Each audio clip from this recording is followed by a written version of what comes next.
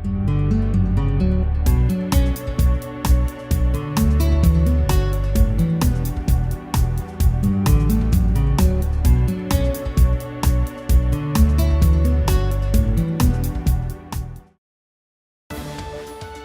New Britain Board of Education, providing students with a high-quality education.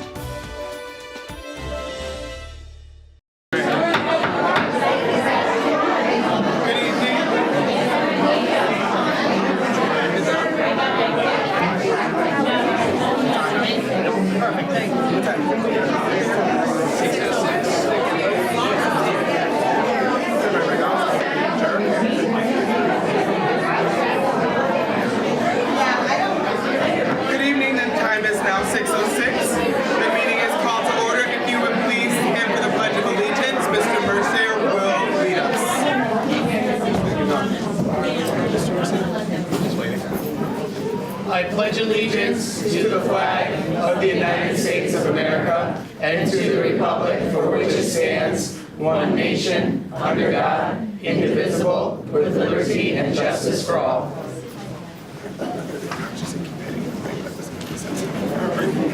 Mr. Kanata, if you would please call the roll. Ms. Cheney? Here. Mr. Gay? Here. Ms. Muniz? Here. Mr. Mercier? Present. Ms. Parker? Ms. Nancy Rodriguez? Mr. Sanders? Ms. Sims? Here. Ms. Sanders Connolly? Here. And Ms. Nicole Rodriguez. Here. Thank you. If we could please pause for a moment of meditation.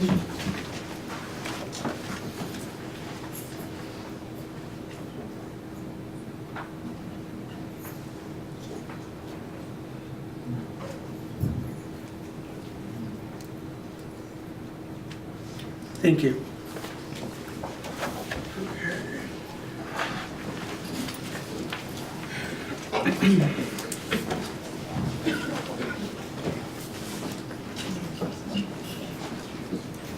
We're going to have public participation. We have 3 minutes per speaker. Please allow the speaker to finish. And then if there's any comments, just so you know how public participation works, is we're not able to comment. It's not a correspondence. We are only able to listen to your concerns, and then we'll be able to direct you to the person who should be able to rectify your problem. Mr. Kanata has the list that has your contact information. If there's any other contact information you want to leave with him, if it's a cell phone number that's better to reach you or an email address, if you would please see him afterwards, and he'll be able to get the extra contact information that we don't ask for here. When you come up, please state your name and address, so for the record. The first person on the list is Ms. Genesis Brown.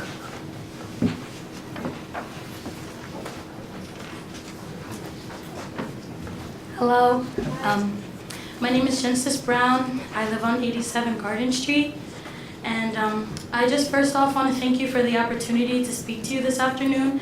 I'm coming to you because of the new schedule change at New Britain High School. I personally am being affected by not being involved in the music suite as much as I want to, especially since I'm extremely involved in the music suite. I don't have a band class, and I have a treble choir class, but it's only for one day, when last year I was able to have treble choir for all 5 days for a regular time. And but I feel like they're being cut off, but the reason why I feel like I need these classes is because they have taught me a lot. In band, we are taught to be early is to be on time is to be late, and to be late is to be forgotten. We're taught discipline, respect, self-control, organization, and all of these qualities help you to lead a path to success. And I especially came to the school for the music department, and they have been like a second family. It's been an outlet for any excess energy, any excess anxiety I've had during the day. But this schedule doesn't just affect me, it affects the performance, the entire performance of concert choir, treble choir, and madrigals and band, which are the two main things that we are known for as a school and as a town. And madrigals and band, those are traditions that have been around for the longest time. Thirdly, majority of an all-girls choir that I'm a part of, it's called treble choir. Majority of us are class of 2021 sophomores, and a lot of sophomores and incoming freshmen were denied to be able to be in this class. And some only juniors and sophomores have the full schedule, but we are a team, and you can't really only do it for some people because that just affects the overall performance. And if we continue this way, then plays, concerts, Music Mania, which is celebrating its 10th year this year, and Madrigal's Feast, which just celebrated its 40th year, it won't be to its best ability like it would if we were to have like full classes. And we learned the music suite that practice and commitment helps us strive to our best ability, and only after school rehearsals just won't be enough. And it is not just affecting the music suite, and it's not just me that's unhappy with the schedule change. Many students, many teachers, especially at the end of last year, I've heard so many concerns that are not satisfied with this change. And it's very inconvenient, and actually I brought a lot of my friends, I gathered a lot of my friends here today to voice their concern, upper and underclassmen, to share how they have been negatively affected. And lastly, this is not just an elective. Music, it's not just an elective. People make lives out of this. Me personally, I want to be either a music teacher or a music therapist, and the music suite has really helped me practice my craft, and it's helped me learn more about music. And a finance class that I've been put in and have been forced to be in isn't really going to help me major in college and help me make a profession out of my education. And I'm also a high honor student, and I've been able to easily manage both of my academic and musical expectations, but I know that that's not how it is for everyone. But I also learned about myself is that I'm a kinesthetic learner, and I maximize myself through music, movement, and application. So finance class, personally, for me, is not the best choice. And last time we voiced our concerns and nothing changed. This time we come to you to voice our concerns again. And the only people that can make this different from last time is the men and women that sit on the Board of Ed. You have the power to change what puts mine and many others' future into jeopardy. And it hurts that the proper education that I need. Thank you for your time. Thank you.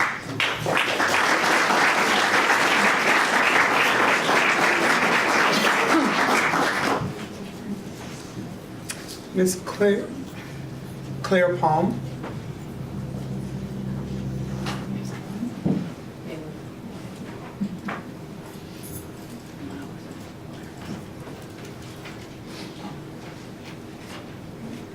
My name is Claire Palin, and I live at 172 Cheryl Street.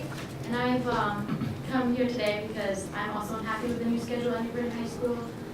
Though I'm a senior and like the schedule doesn't affect me as much because I don't have like the freshman sophomore block schedule, but because of that new schedule, it also kind of like affects us as like all the AP classes are kind of pushed towards the afternoon, and I can't take as many as I would like. And there's not as many like classes either. Like I know some are already filled, and I haven't even gotten to my guidance counselor, and this is the first day that people are allowed to visit their guidance counselor to like change their schedules. And I know some are already filling up, and I can't even like get the classes I want. I've signed up for 4 AP classes, and I can only take 2 that I have, like only 2 are able to fit in my schedule right now with all the other classes I'm taking. And as Genesis said, like it's also affecting like the music suite. I know a lot of people in madrigals who, because like we're also highly encouraged to take a language, or have to give up either madrigals or a language class. There's a lot of like Italian 4, I know like a Spanish class is like the same period, and because of like the new schedule, they've all been kind of pushed towards one period of the day, and that's really affecting like participation in madrigals. And for myself, I wanted to participate in jazz band this year, but because of there's like a limited number of AP classes, and one of the ones I signed up for is like the same period because again they're like kind of pushed towards the end of the day, and I don't have many classes like the beginning of the day. I had like a lot of studies put on my schedule because of like, despite like I signed up for a full schedule, but because I couldn't like get all the classes available, I have like 3 studies on my schedule right now, and that doesn't, because like the colleges that I want to apply to this year that I'm looking forward to hopefully attending, like it doesn't look good having like so many studies and not as many APs as like competing applicants to those colleges. So it would be, the schedule is kind of like taking me down as like a competitive scholar for those colleges, which it's not looking well for myself, but hopefully like we can make a change of that if that's possible. So thank you for listening. Thank you.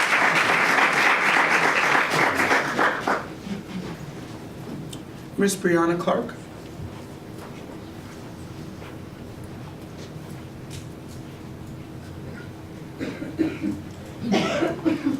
My name is Brianna Clark, and I live at 171 Wilcox Street, and I think that the schedule is ridiculous.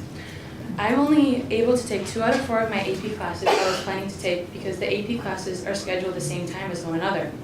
When I went to my guidance counselor this morning to fix it, they literally said, I cannot do anything for you.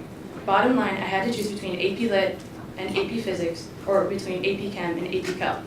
This schedule is not benefiting anyone. If anything, it's hurting the students who want to go above and beyond and get a better education. To be quite honest, I'd rather have the schedule from last year, because this year I wanted 7 classes, a full schedule, and I only ended up with 3 classes and 4 studies spread throughout my day. And I'm not the only one who's having this problem either. The reason for so many studies is because all the AP and honors classes are at the end of the day, meaning majority of the seniors have empty schedules in the beginning of the day, just like myself. And this is going to look poorly on college applications. They're going to think that we're lazy and that we only have 3 classes because we just want to get by. But realistically, we can't do anything because the different schedules that 9th and 10th graders have compared to 11th and 12th graders are messing up everyone's schedule, and we're all just not going to make it through. And just like how Genesis said, there's like, what? I barely even made it into my band class. The only reason I had it is because I have 4 studies in the morning. If I didn't have those 4 studies, I couldn't make it into band in the morning. And I'm in Trium. Trium, you have to be in band and have an 8 average throughout the whole year. And if I wasn't in Trium, I'd be kicked out. I can get scholarships out of that. So how is that benefiting me or anyone else that's in band? That's just not right. Thank you.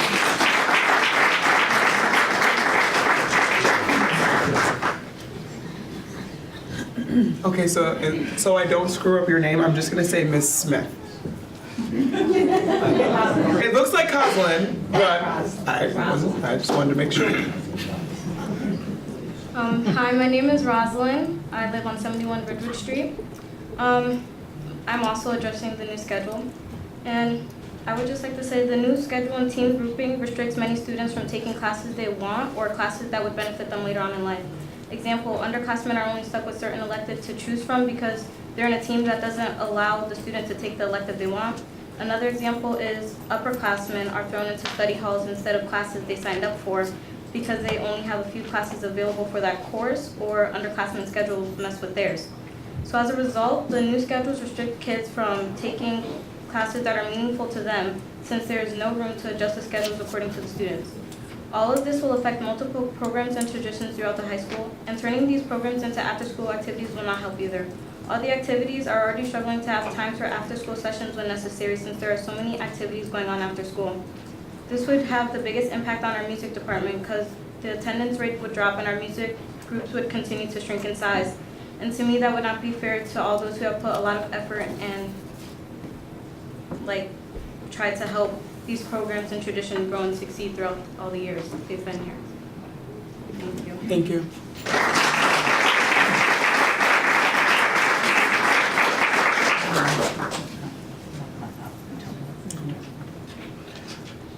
May I have Miss Carolina?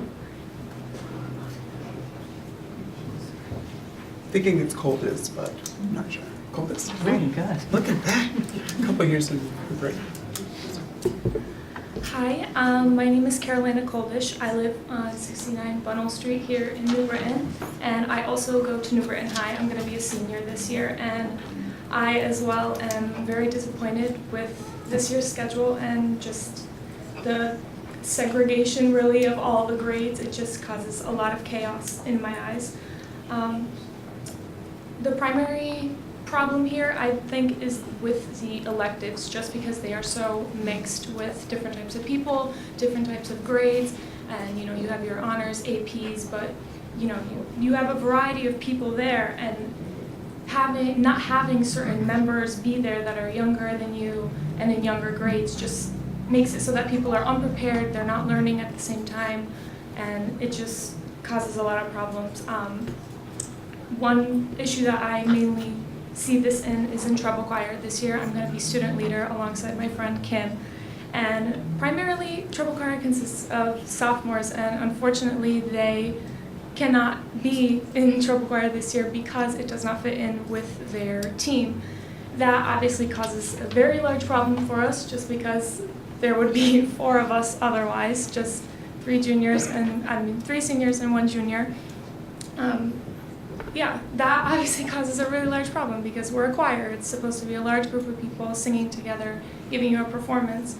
We did really, really amazing last year, and one thing that I really wanted to do this year is to have that happen again, where everybody was on track, everybody knew their songs, their dances, and we bonded. And unfortunately, the way it's looking with this schedule, that's not gonna happen.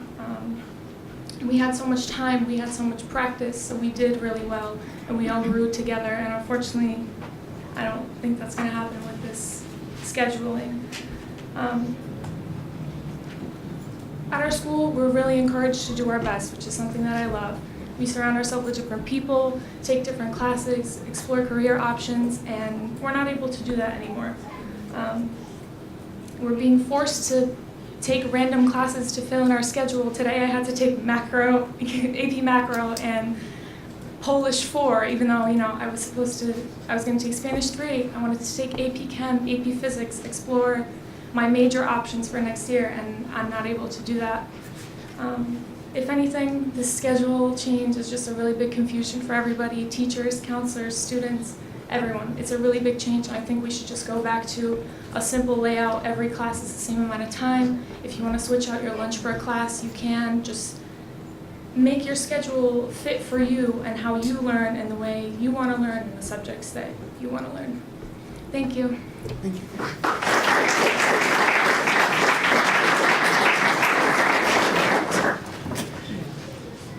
Is there anyone else who would like to address the board?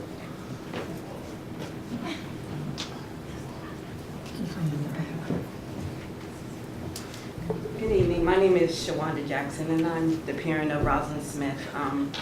And I'm here also for my child in reference to the schedule at New Britain High. We went there today, to get her schedule adjusted, and I listened to a lot of these kids' problem today. I was there.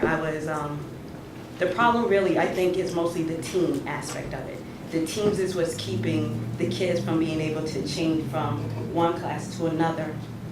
Because the fact of the team, even though the class is offered at a different time, because they're trying to keep these group of kids linked together, all together in these main classes, even though it may be an honor class somewhere else in a different time, they can't move to that class because they gotta stick to this team. We're having these kids go back to like elementary in a way, where we're keeping them all grouped together instead of making them being individuals once they get to the high school.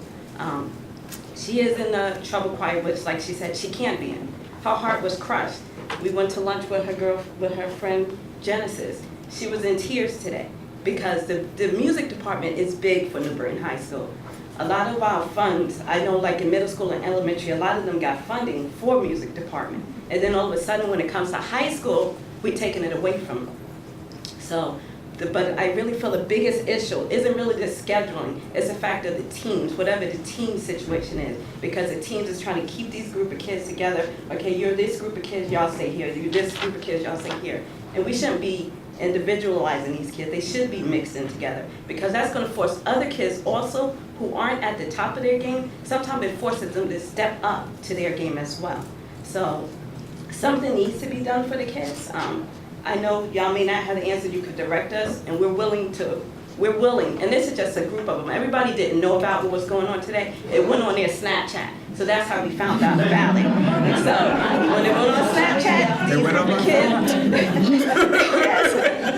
So these group of kids, we came here, and that's why we're here, but we're willing to come to every Board of Education meeting. We're willing to do whatever they need to do.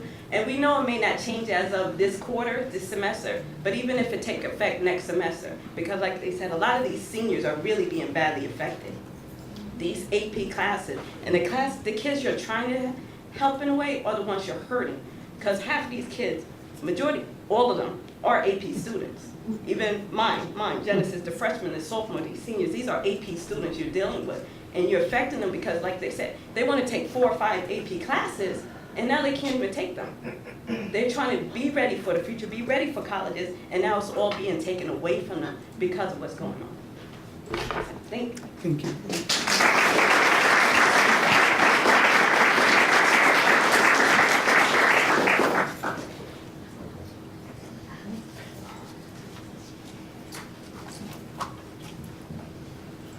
Hello, my name is Alexavier Nunez. I live on 234 High Street. Today I come to tell you guys about what you guys have already heard is the music suite. It's causing a lot of people in the music suite to be affected. Multiple people have came to me because I do morning announcements at the school. They come to me saying I can't take either something in the music suite or I can't take a language. That happened to me today. I decided between my career and my high school. Most colleges need a language in order to get in. And I couldn't take that today. Couldn't make that decision. It was very stressful on me. But people that have to pick between the music suite and their classes are being affected extremely. Like people were saying, people have cried over this. New Britain High School is known for their music suite. We do our performances. We're known for our musicals, for our Music Mania, our Mads Feast, which just had their 40th year anniversary, and I'm in Madrigals, and I would like to stay in Madrigals, but to decide between my high school electives to then what I have to do when I'm older in order to get into a college is very stressful. I think the schedule should be more changed in a way that we could take some classes as electives, yes, but also take the classes that will help us throughout life. Thank you for your time. That was my major concern.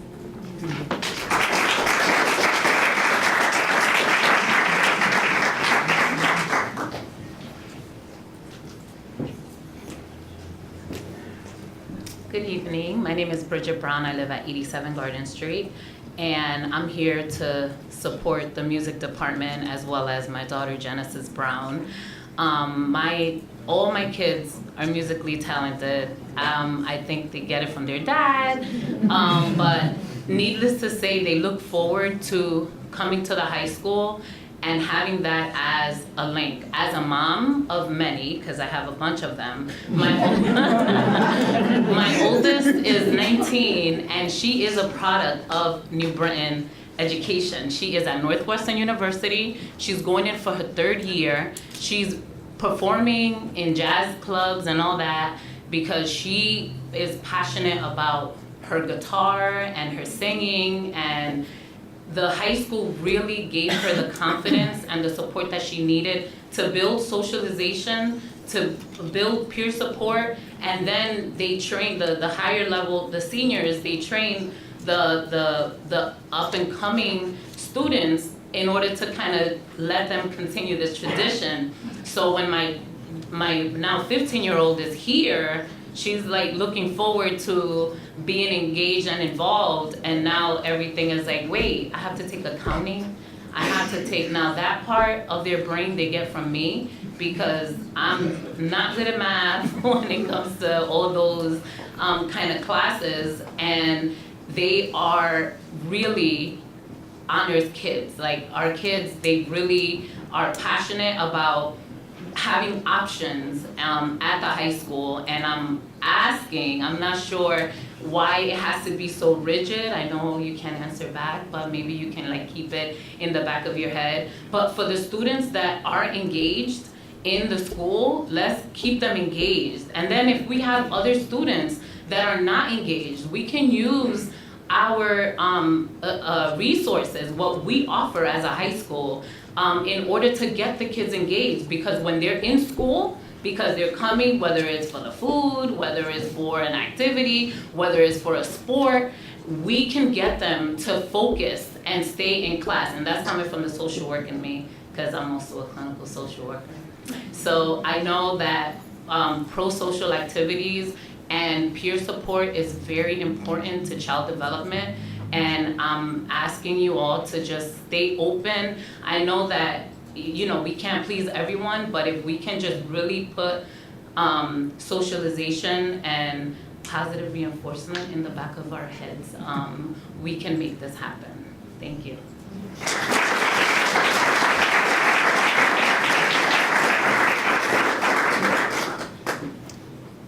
Is there anyone else who would like to address the board?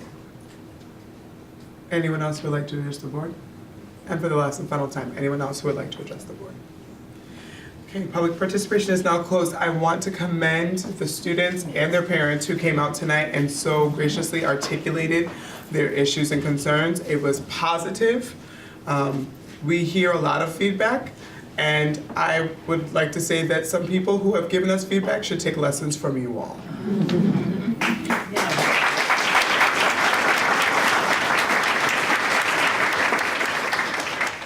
We will now have our superintendent's report. If I would encourage you all to stay to hear some of the other things, you might get answers to your questions, or at least some types of channels or avenues where you can be able to resolve some of these problems. Thank you. Superintendent Sarah. Sure, I'm not going to go through the full 3 pages. Thank you. You're welcome. A lot has happened over the summer. Just in terms of hiring talent, we've just been hiring for people who have retired or moved on. We're excited about our new library clerks that are going to be coming on board, and our reading tutors as well, so that's all really good. Just giving you an update on the transportation as well, just so you can see the work we've done this summer, getting ourselves ready for the start of the school year. For all the problems we anticipate, we try to make sure there's a plan in place. Obviously, you cannot anticipate all of the problems, so I'm sure, like in every other year that we've had, there's always hiccups in the start of the school year. And you have this to take home as a good nighttime read. You'll see Ray has been, and Gail, and the whole facilities department has been really busy. I've given you just an update of what's been going on at the building level. And that is in addition to our work at Smalley. That's not on here. These are just all the improvements that we've made over the summer. Exciting that Pulaski and Slade's culinary programs they're well underway and kind of resurfacing the kitchen. I know all the old fixtures were under the ground and they've kind of resurfaced them, so that's an exciting thing. In terms of, I'm going to talk about even some of the upcoming events, the ones that are really happening this week, that if you can make it, that would be great. We have our freshman orientation tomorrow morning at 10 o'clock at New Britain High School. We have our team, all of our admins will be there tomorrow. Also, we have 6th grade orientation on Thursday evening, August 23rd. It's a good question, and I didn't put that, and I think it's 6 o'clock, but let me double check on that. There's a conflict there too. We also have our summer school graduation on that same evening, and that's at 5 o'clock. So, and then next week, we do have our back to school bash. We're excited. It is at the B Stadium, and I just have to give a shout out now to Whitson's, who have provided us with the tickets, the parking, and the food. And we have about 20 vendors or partners, community partners that will be coming, as well as all of our administrators on the concourse of the B Stadium. So that will be opening, the doors will open at 5:30, I believe. Am I right with that? 5:30, the game starts at 6:35. And so it's, there will be actually some of our staff set up front. So as families come up, we'll just ensure that they're part of the New Britain School District. They'll go on in, they can visit all the different partners and our schools, and then they can go in for a nice night with the family to the game. So I encourage all of you to come. It should be, and even if it rains, we'll be okay, because we're in the concourse. And then we have convocation for staff on Wednesday morning. The teachers are coming back next Monday. Our admins came back today, and they're all in the audience. Thank you for being here. And they're still awake, and it was a long day for admins. We have a long week ahead of us. Teachers come back next Monday. Convocation will be on Wednesday, and our kids will be back on Thursday, Friday for half days. I'm going to just quickly talk, and I may turn it over to Mr. Foran, who's our conduit somewhat to our high school. Today was day one where our students were really back and working with the guidance department on their schedules. I know Mr. Brazel is also here. I'm not going to put him on the spot to talk, understanding that there are problems in the schedule. And there are solutions. There are solutions. Is it going to be 100%? No, but what we're always looking for is equity for all students. We really are. So it's never our intent to not give students the courses. I can't answer specifically, but I do know that Mr. Brazel was working on the schedule as of today. Mr. Foran, did you want to fill in any more of that? No, I think that from what I heard, there's a couple different issues in the senior AP issue. I think we need to look at, because that has nothing to do with the redesign. Right. These AP courses are conflicting. That happens every year, but if it's happening more this year than other years, it's something we can definitely look at. Because again, redesign wouldn't push AP classes to the afternoon or the morning. It's very much separate. And in terms of the music and some of those courses meeting now in longer blocks, one day a week versus 5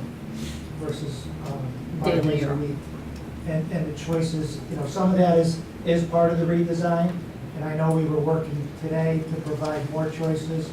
And the counselors have been working and trying to fill schedules. So if there is, say, a personal finance in your schedule, you can meet with your counselor and see if there's other options.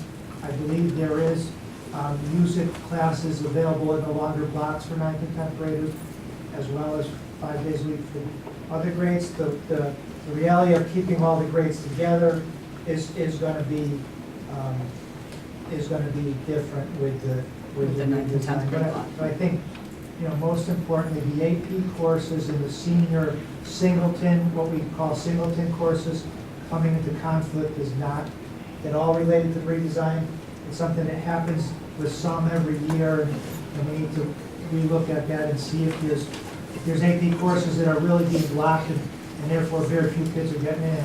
Look at the possibility of switching those to the morning and providing more opportunity for students who have multiple AP courses. And I'm just this doesn't help for today, but we are starting parent superintendent cabinet meetings on a monthly basis. We do have different parents from each of the buildings coming, but it's to talk about these issues. And so, I'd heard you say, like, it maybe can't happen for this quarter, but possibly forward. These are the kinds of things that we need to hear, like, as we schedule these meetings, that these, again, there are going to be, there are pluses and there are minuses to a redesign, right? We need to hear what those are and see if we can find a happy medium in between all of them. So, and we will address those at the high school. Even though I didn't really answer them, right? I'm not supposed to, but Well, hypothetically. it's your superintendent's report. You Right. can do whatever you That's please in your right. superintendent's report. So that's And my tell you how superintendent's to report. do it or But- not. Okay.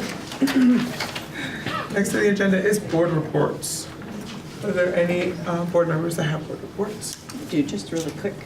I want to say it was Wednesday night, homeschool did their summer social, brought back a lot of parents, and they did some STEAM activities with them. It was actually pretty cool for a summer night. They had a lot of people. And then over the weekend, we took 60 of our football players down to Camp Niantic, where they work out with the National Guard. And if it wasn't for community members, some teachers, just all over, we were able to raise enough money to send 60 of them. They still had to, contribute and pay some money, but it costs a lot of money to send those kids down there, and it helps them be competitive with other towns who send their kids to camp at CCSU for $350 a pop. So without the community members that donated, it probably wouldn't have been possible. So I appreciate it, and they appreciate it.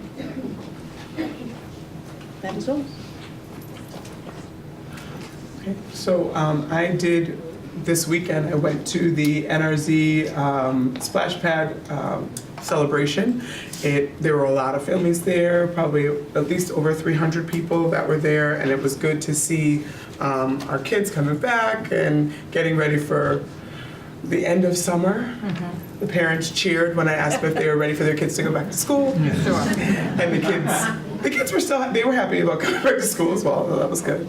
The Muniz was there as well, and it was good to just see, people in the community gather around and support children in the community, which was awesome. I also was able to attend the Junior Canes Jamboree this weekend at Chesley Park, and we got poured on for several hours.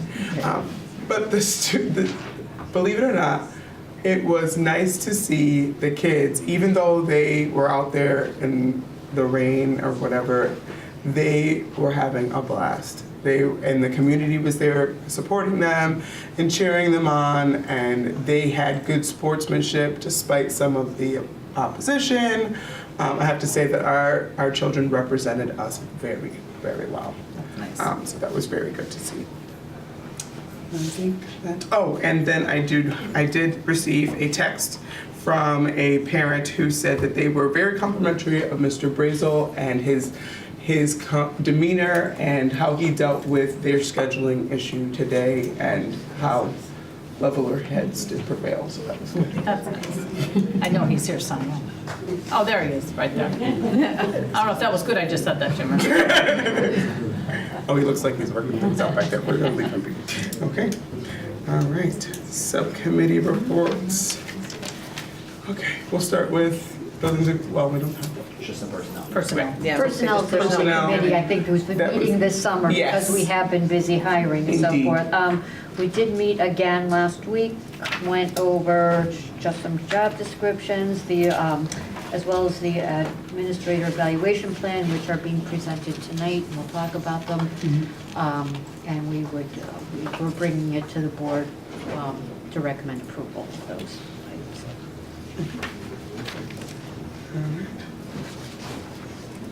Next on the list is the consent agenda. Please look at the 3 items listed, and if you would like to take any of them off, please let me know. This in your diary. I don't have any. Wow. I just saw. So, Pete, you see first? I know, I saw Dory. Excellent. All right. New business. You want to go into executive session before to go through these before we approve them? Makes more sense. Say only the people who are new to the district. That would be my preference. Bringing those people on the back of the form, the rest say that. We can discuss this. Okay. Right. Oh, so we are looking at the, which is A, approve recommended administrative appointments. That is what we are bantering about up here. Yes. Just motion to go into executive session with Superintendent Sarah, Dr. Tucker, to discuss the pending administrative appointments. Okay. Second. All those in favor of going into executive session to discuss the following items, signify by saying aye. Aye. Aye. Those opposed? Okay. Will we be calling people then? Yeah, we'll Yes, be calling people. we will be calling You don't have to- people in as needed. Please do not be alarmed if you are called in. We didn't say that the last time. If you are called in, we would like to meet you and talk with you. Please do not be alarmed. If we call your name to the principal's office, you're not going to be able to.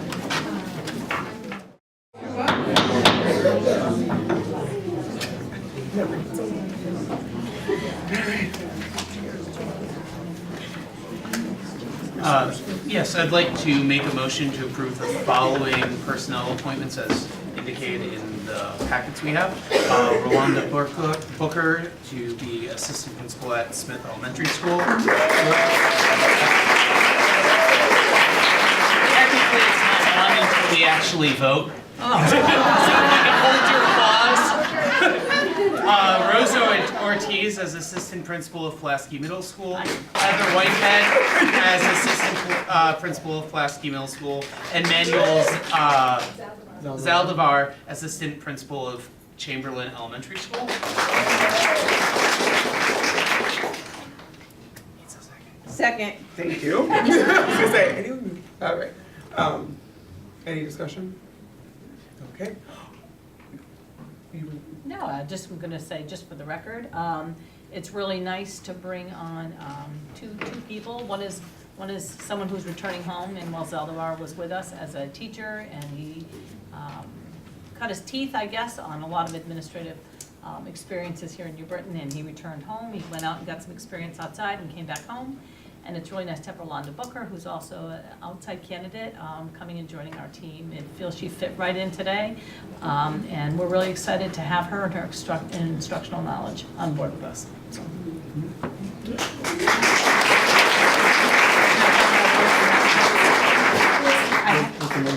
They were. So I have to mention Rosa and Heather as well. No.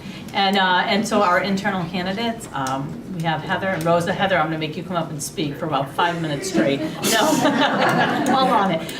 Really happy to have them on board as our assistant principals at Pulaski. I know they'll learn a lot under Mark, and Pulaski students are in good hands.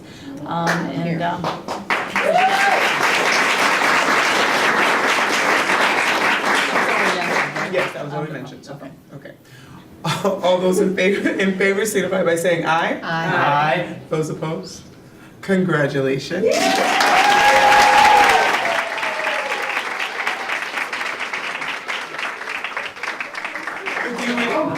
Oh, that's so sweet. It's okay. You are all welcome to come and say a few words if you'd like to your cheering crowd. If you'd like to thank any family members or anything, you can please do so at this time, and then please come and accept the congratulations of the board. All right, good evening. I'm Rosa Ortiz, and I just wanted to thank the superintendent, the board, Mr. Fernandez for allowing me this opportunity. I'm very excited, and I'm going to put in a lot of effort in making sure that our students reap the best outcomes possible, both academically and socially. So thank you again.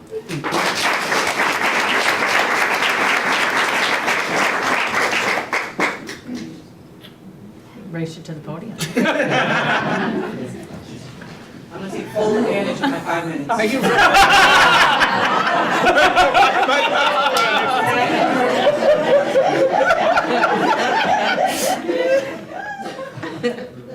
Good evening, President Rodriguez, members of the board.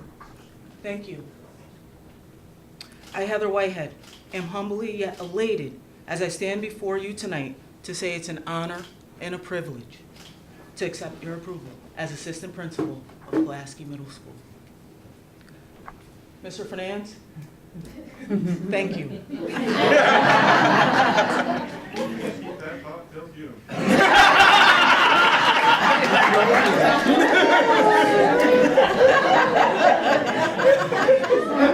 think I'm going to need John and Jay a little more. Dr. Sanders, thank you. Unspoken words.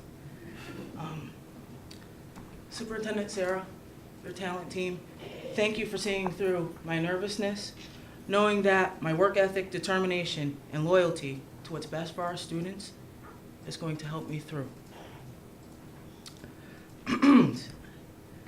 I'm just going to skip through and go to the end. I would like to I want to thank my family, whether it's New Britain family or my blood family. Thank you for always being there, supporting me, having my back. Most importantly, my mom for being my backbone, getting me to this spot. I truly believe that. So thank you all, and Pulaski's about to rise up.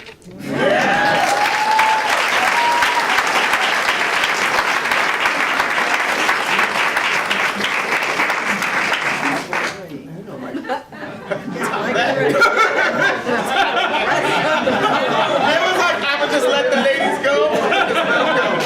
That's a good policy in life, just let them go.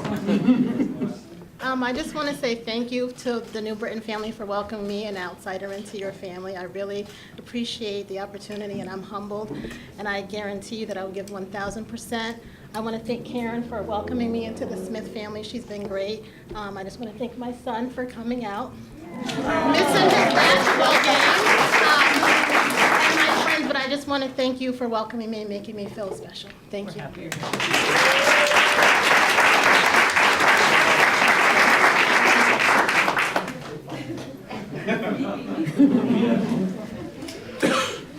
Good evening. I feel so nice to be up here again. I want to start by thanking Superintendent Nancy Sarah, the committee who took us through the long process but valuable process to get hired, and especially to Ms. Janey for allowing me to sit next to her and lead Chamberlain to a new path. I want to thank my family who rushed from Pennsylvania after their vacation to come here and be present in this wonderful day not only for me, but for them as well, and all the support that they'll give me throughout the next few years here in New Britain. And it does feel like home. It does feel like I never left, and I want to thank you all for that. Thank you.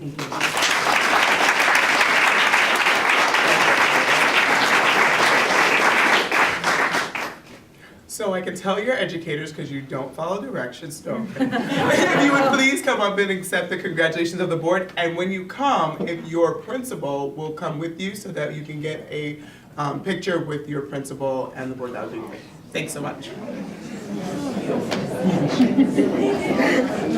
Now they're dying. They're up to 7 a.m.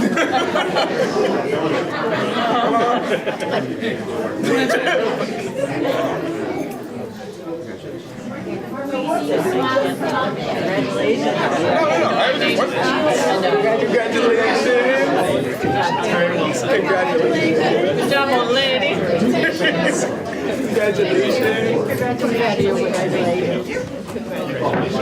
Congratulations, welcome back. I know, I can say that 100 times. It's a few years, right?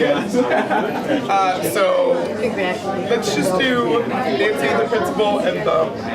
Yeah. Put them right here with the people. He wants everybody. Let them just... Who wants everybody? Okay. She wants everybody. Oh, just all at once? No, just the principal and Yeah, JP. just the principal Yeah, and okay. JP. Jane and Manuel, when you're done, you're here. Center court. There you go. Do you want to kill me for having been up? Well, later, you know. Well, that's okay. Just do this. We're not in. Turn around, Matt's gonna get you. Matt's gonna get you guys. Okay. Step forward a little bit. You can blur us out. Yeah. You're good like that. Okay, next. Thank you. So, NB shirts or those. Are we like? No, you cover me up. Right, like, that's awesome. There's enough photos of me. I know. You are not kidding. Photo bombing. You're not kidding. Next. Next is like the DMV. Mark. I was being told about the scheduling issues that are going on. No, you're good. Status is good. No more money. One, two.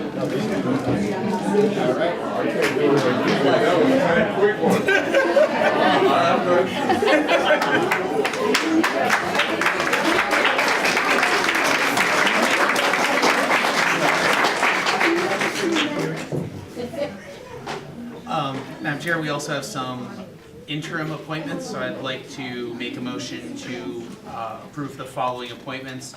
Lori Butterfield, interim assistant principal at DeLoretto Elementary and Middle School. Heather Nickel, interim principal at Holmes Elementary School. And Joao Robles, interim principal at Jefferson Elementary School.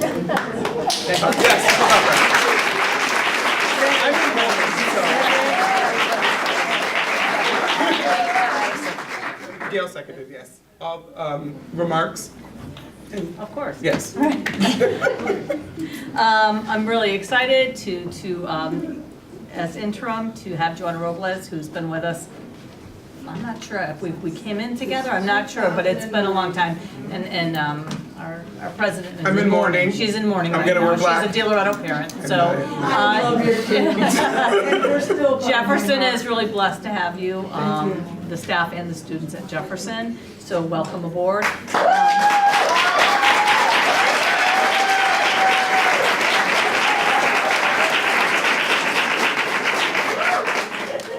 And I want to just extend a gratitude to Heather Nickel also, who is coming on, starting the school year as the interim principal, and has just done a wonderful work all summer. The ending last year and summer, stepping in when things got tough, and just without a hitch, starting up the building for the school year. And I just really appreciate her dedication to our staff and to our kids. So thank you.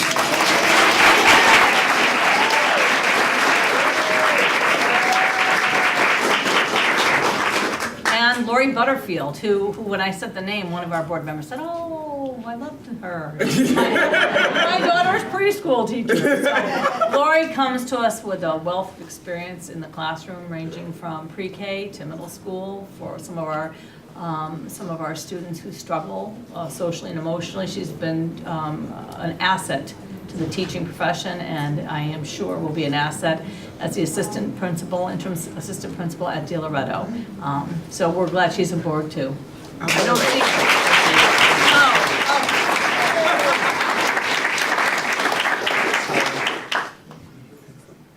Okay. I think I did it all. Yes. All those in favor signify by saying aye. Aye. Those opposed? Welcome aboard.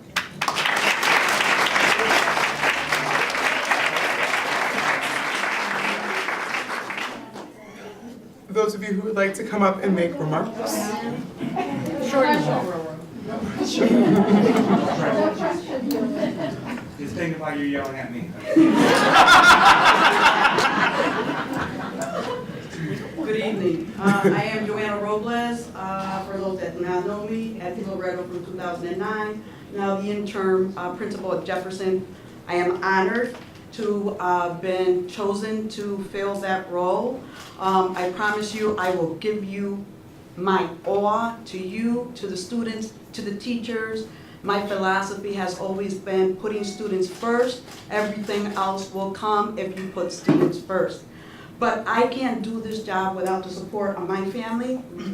Today I have my husband, my son. My daughter couldn't make it today because she was asked to work overtime. She is a product of New Britain, and I thank New Britain every single day for what they did to my daughter. My husband was born, raised, and educated in New Britain. I also have my sister and my brother-in-law who are here as well. My New Britain family, my administrators, my brothers and sisters, thank you for the support. But I have to give a special shout out to two very special people in my life from New Britain, and that's Alex Ortiz for being my mentor, and for Lisa for always being there.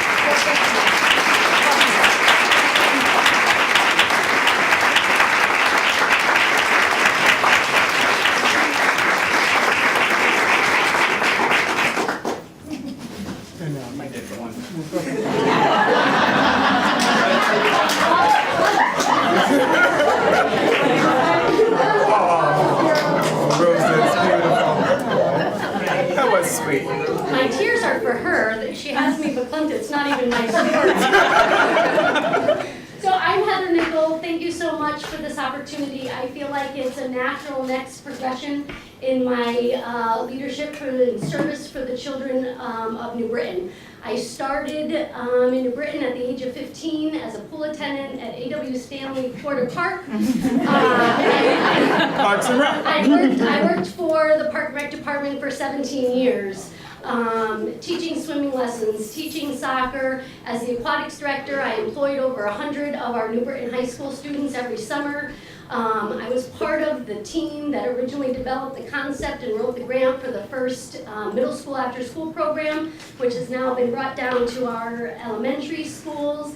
And so then I got a teaching job, and I've been in the city for over 20 years. 10 of those years were spent teaching in 2nd and 3rd grade, and the last 11 years I've been out of the classroom in a variety of wonderful different leadership opportunities. So this truly feels like the next step in terms of my service for the youth. I do think my husband, who normally, I'm always the one at home because he is a superintendent and is never home at night, I made him stay at home here because we have camps and we're back on our getting ready for school next week schedule. So it is 7:30, we run a tight bedtime ship at our house. And I just want to thank all of my colleagues, especially Sarah Harris, who's been my principal for the last 6 years, but I can't tell you how much they have reached out to me since coming on board for my transition at homes, making sure that I'm okay, offering support, so I really appreciate it and feel like although I'm not used to being alone, because I'm used to being part of an administrative team, it's not as lonely because of all the wonderful leaders that we have here in our district. Thank you.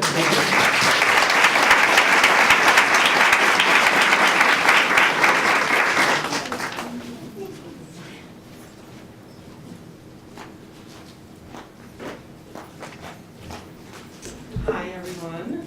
My name is Lori Butterfield. I'm so very thankful for all of the opportunities afforded to me as part of my 20 years of teaching for the Consolidated School District of New Britain. Right from the beginning, I was hooked by all the community had to offer, the diversity, the culture, the passion, and the feeling of connection. Our schools are places to celebrate all the wonderful things this city has to offer.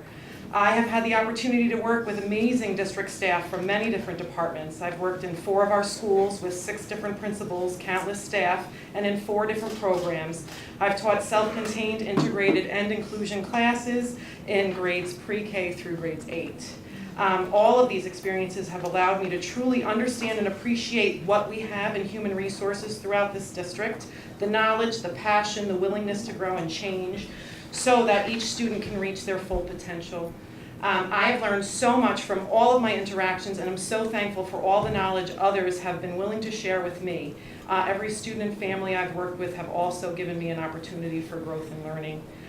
Here I am again being presented an opportunity for continued growth and an opportunity to give back to the community that has given me so much.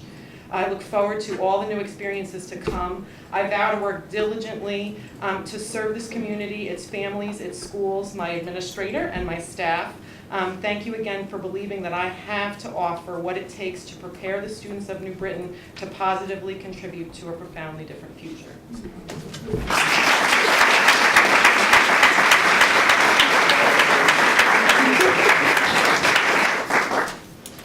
Did she say she was at the Loretta? Yeah. She did. Awesome. Okay. Yes, if you would come up and accept the congratulations of the board and then take a picture with your administrator, please. Unless you are your administrator. Unless you are your administrator, then if you want me to support in person, we'll all stand with you. We'll bring all the evidence. All the evidence. Great. Congratulations.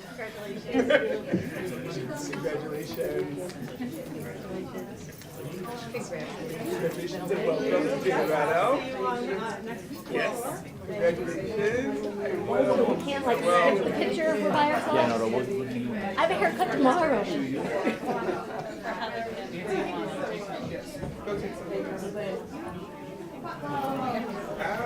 I'm sorry, because I didn't realize. Heather, we're gonna get your picture. Workman's comp? Oh wait, I don't get paid. Put her in the middle. Comes out of Matt's paycheck. I know, no workman's comp. I know. Ready? 1, 2, 3. Okay, good. Joanna. It's painless. So we can then. I know, she's doing some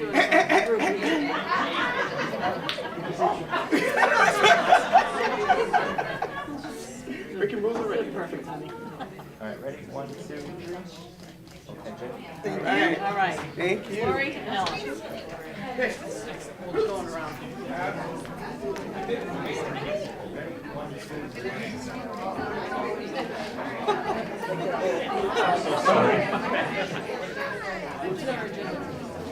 I just feel like I'm getting pictures. You get to do Page numbers.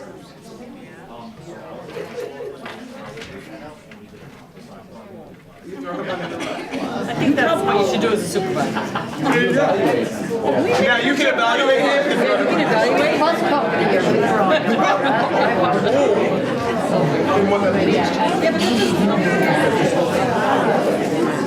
I found what I was looking for. I just scrolled like a magic turn.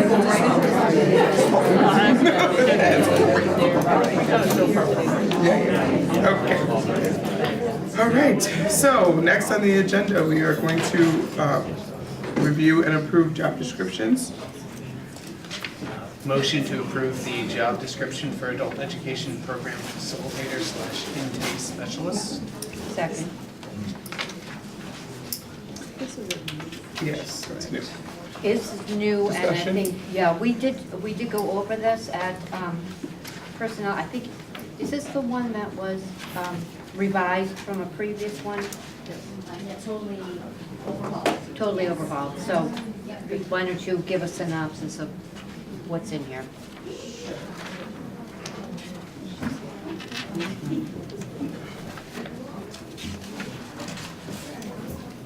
I think they're coming up for admin eval. And we will make this very brief. Good evening. I think they're going to have an eval. Wait, 1 second, Dr. Tucker. we're on job description. They were just looking over the job, you can stay up there, it'll be coming, but they were It's asking. I know. It's next. This one is just the. Ms. Putnam may want to address. Right, this was just an overview of the job description that was overhauled, not the admin eval, which was overhauled. That was overhauled. Right, okay. Different overhaul. And I know Ms. Putnam is here and she helped you with that. So you want to go for the... Thank you.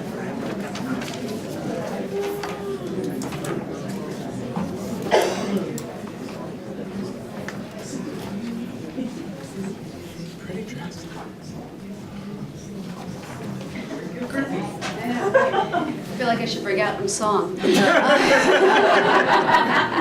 Yeah, we'll do the wave. As an interim coordinator for adult ed, we were looking over the budget. Dr. Tucker and I were looking over the budget, and we saw a need to consolidate some of the roles at adult ed. And one of the things that we wanted to do was make sure that we were constantly looking at data to drive the decisions that were being made at adult ed. So when we looked at the program facilitator, which is a state mandated position, and the intake specialist, we felt that those two positions really could be embraced as one position. So we looked at the roles and responsibilities of the intake specialist and the roles and responsibilities of the facilitator position, and we merged them together so that it was really a tighter delivery of data to drive the instruction, the decisions of the adult ed program. And so when we came together, Dr. Tucker and I came together with the state and our state liaison, they approved of the entire job description that we put forth.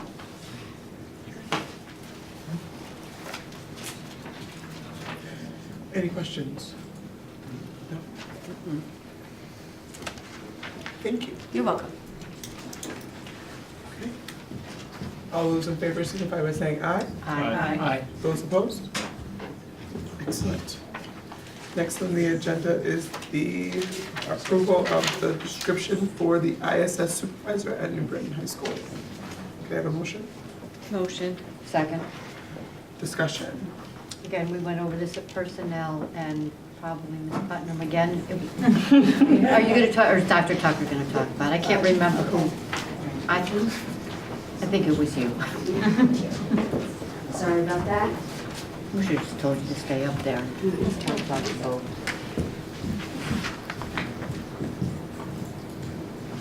So this position comes out of the Commissioners Network, and I was able to speak to it only because Sandra Sanford and I collaborated on the need for an ISS person. I don't think it's called an ISS person. I think it's called a behavioral support assistant at New Britain High School, so that when students are struggling with behaviors in the building, the person in the ISS room, and I don't believe that it's called ISS, but it's more of a restorative room where the student goes in and they discuss, what choices could they have made that could have been more appropriate, and how to restore and repair relationships. So through the Commissioners Network, one of the things that was required in the new grant of the Commissioners Network was to have this person as a more of a restorative person in the class, in this room, and working with students so that we can get them back out into the learning atmosphere. So I guess it would be a friendly amendment. Can we revisit the wording that's throughout the entire document and figure out what the name of the room is? And Sure, I think Sandra is and replace here. it all, because it says, No, she's not. Mr. Pierce is yeah, because it has ISS, it refers to ISS throughout the document, Right, and okay. the person's name is supervisor of in-school suspension, so if that's not the case, then we're gonna need to change And the title and I apologize, all of the- I came in on it only because I was part of the Alliance grant, and I was writing the Alliance grant, and because the state was involved in both the Commissioners Network and in the Alliance, we needed to make sure that that position was funded through the Alliance. Yeah. That's fine. No, just so that maybe we will, I motion to postpone it. Or no, actually, how about we just redo it and bring it back with the rate? Right. Because it's easier. Can I motion Yes. to refer this back to To personnel committee? Yeah. Sure, how about that? But that's a Mr. Pierce is here too. Mhm. You mind Mr. Pierce speaking from that? No, I know who he is. I know who he is. I'm just, is he gonna speak to this? Yeah, I think so. Okay. Where is he? He's here. Right here. Okay, perfect. All right, awesome. Good. All right, thank you. Microphone's all yours, sir. All right. They did use ISS supervisor, that is the term that they use. ISS is a consequence in the school, but they're moving to a more restorative practice as well. And in the past, students who have been assigned in school suspension were monitored by either substitutes coming in or rotating teachers. There wasn't a consistent environment, and there certainly wasn't that one person dedicated really to work on that restorative approach as well. And so this position is designed to fill that gap, to fill that need, so that students are actually can experience a part of that kind of a restorative piece. And it might look different for each student, but you know, if it's a work on before they can reintegrate into the classroom, they have to engage in that purposeful activity in the ISS room with the supervisor. So it's a critical piece moving forward. So are we gonna call it the ISS room? Yes. Is that ISS appropriate supervisor. terminology? So if it's So- appropriate, as long as it's not gonna Yeah. be against state recommendation, then we can. I would still like to refer this back to committee just as far as having clarity in the document, because I think ISS and in-school suspension carries a very specific tone.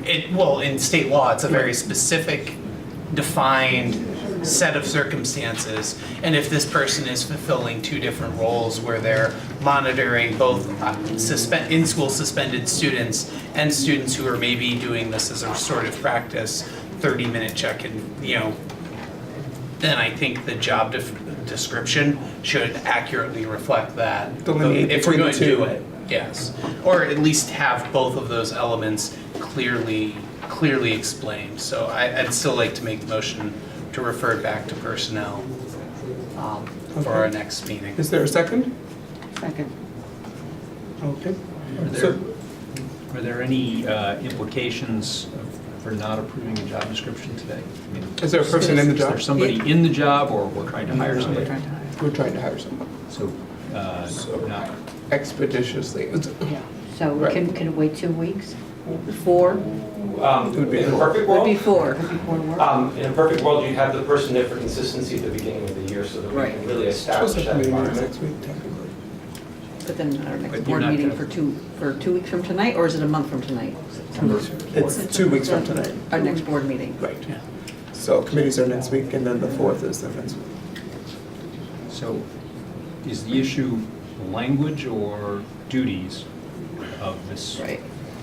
I mean, could we approve it and then immediately Amend amend it. it after, Amend it. get somebody into the position so that we're not Because starting the school year The without fundamental job description will remain the same, but the titles may change a little bit. It may not be in-school suspension, it may be in-school, I don't know, relationship Restorative builder. something. Right, restorative, right. Okay. I mean, if the fundamental practice isn't gonna change, This is why we have discussion. Go. Right. Yes, sir. You were thinking? Okay. Anyone else have a comment? Is there going to be traditional, I guess, for lack of a better word, ISS in addition to this? Or does this completely take the place of one person does this and there's a restorative practice for every student that goes in there? Absolutely. Is that what we're saying? Okay.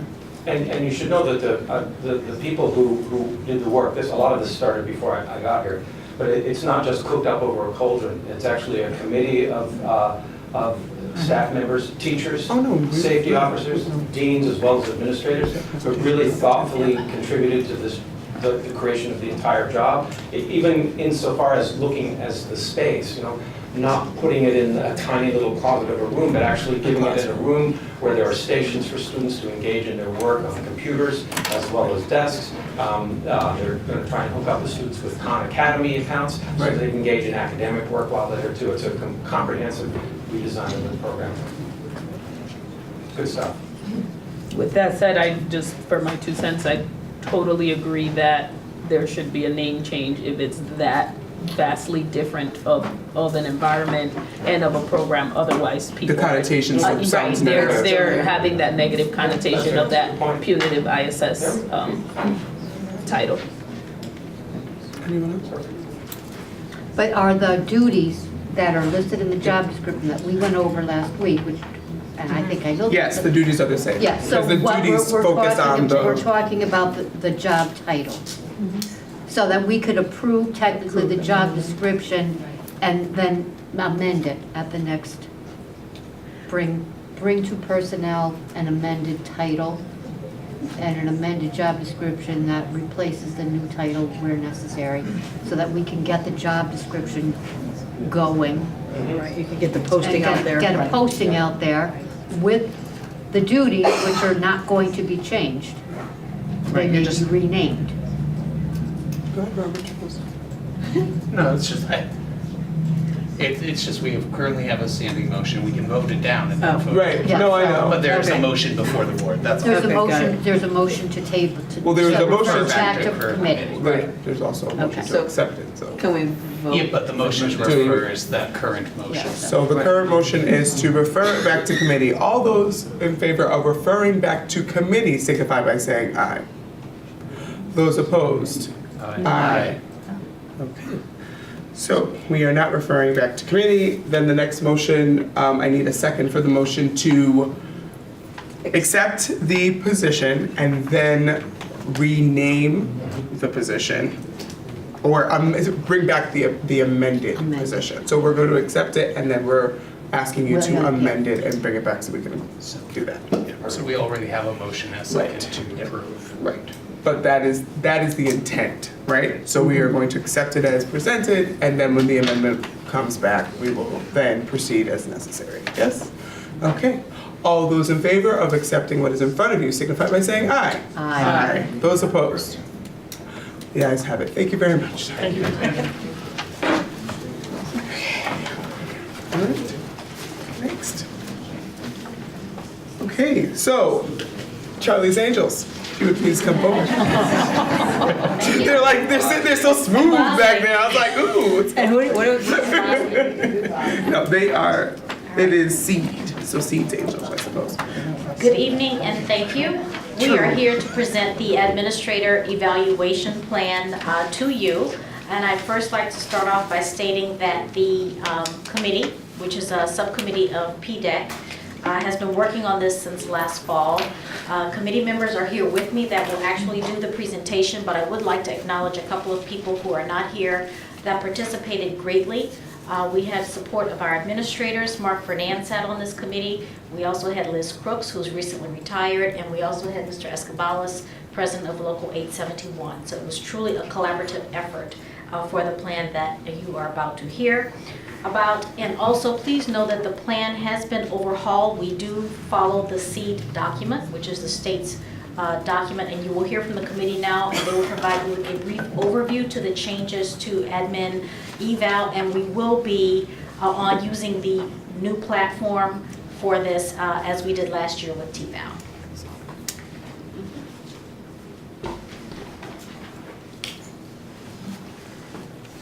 I will be speaking about the evaluation process and timeline, which is on page 4. So please refer to both illustrations on page 4, and as I provide you with details of the timeline. So the first illustration that you see on page 4 really is the process. What's going to happen during goal setting, mid-year, and end of the year review. Is everyone there? I was gonna say, it was a different attachment, right?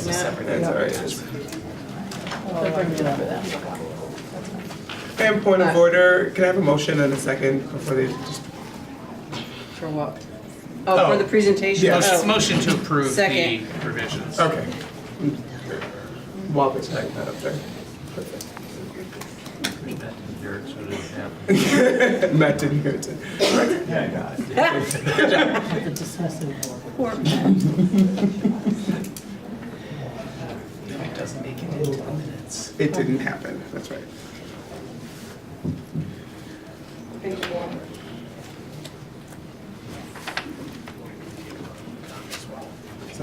set a goal like this. Okay, there we go. In case we stop writing over there, which is lovely about it.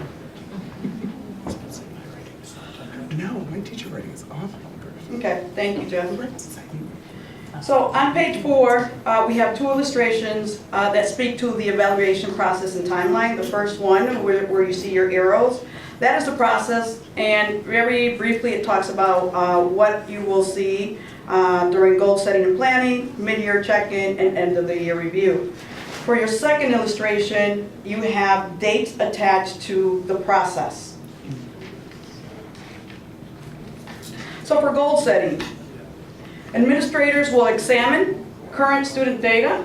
You can go, yep. Prior year evaluation survey results and the Common Core of Leading, which is the CCL, in order to set goals.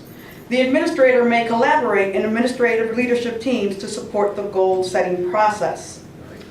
For the planning time frame for the goal setting process, the target dates are the first day of school to October 15th, but must be completed by November 1st.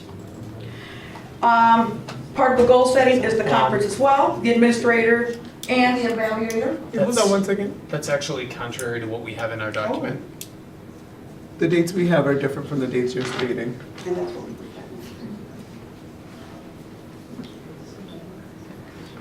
Yeah, this one.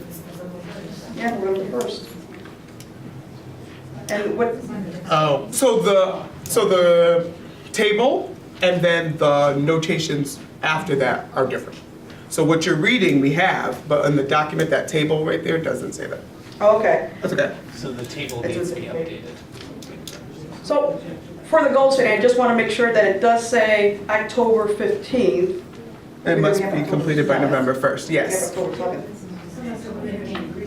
Oh, yes, it does say October 15th. SMART goal mutually agreed upon.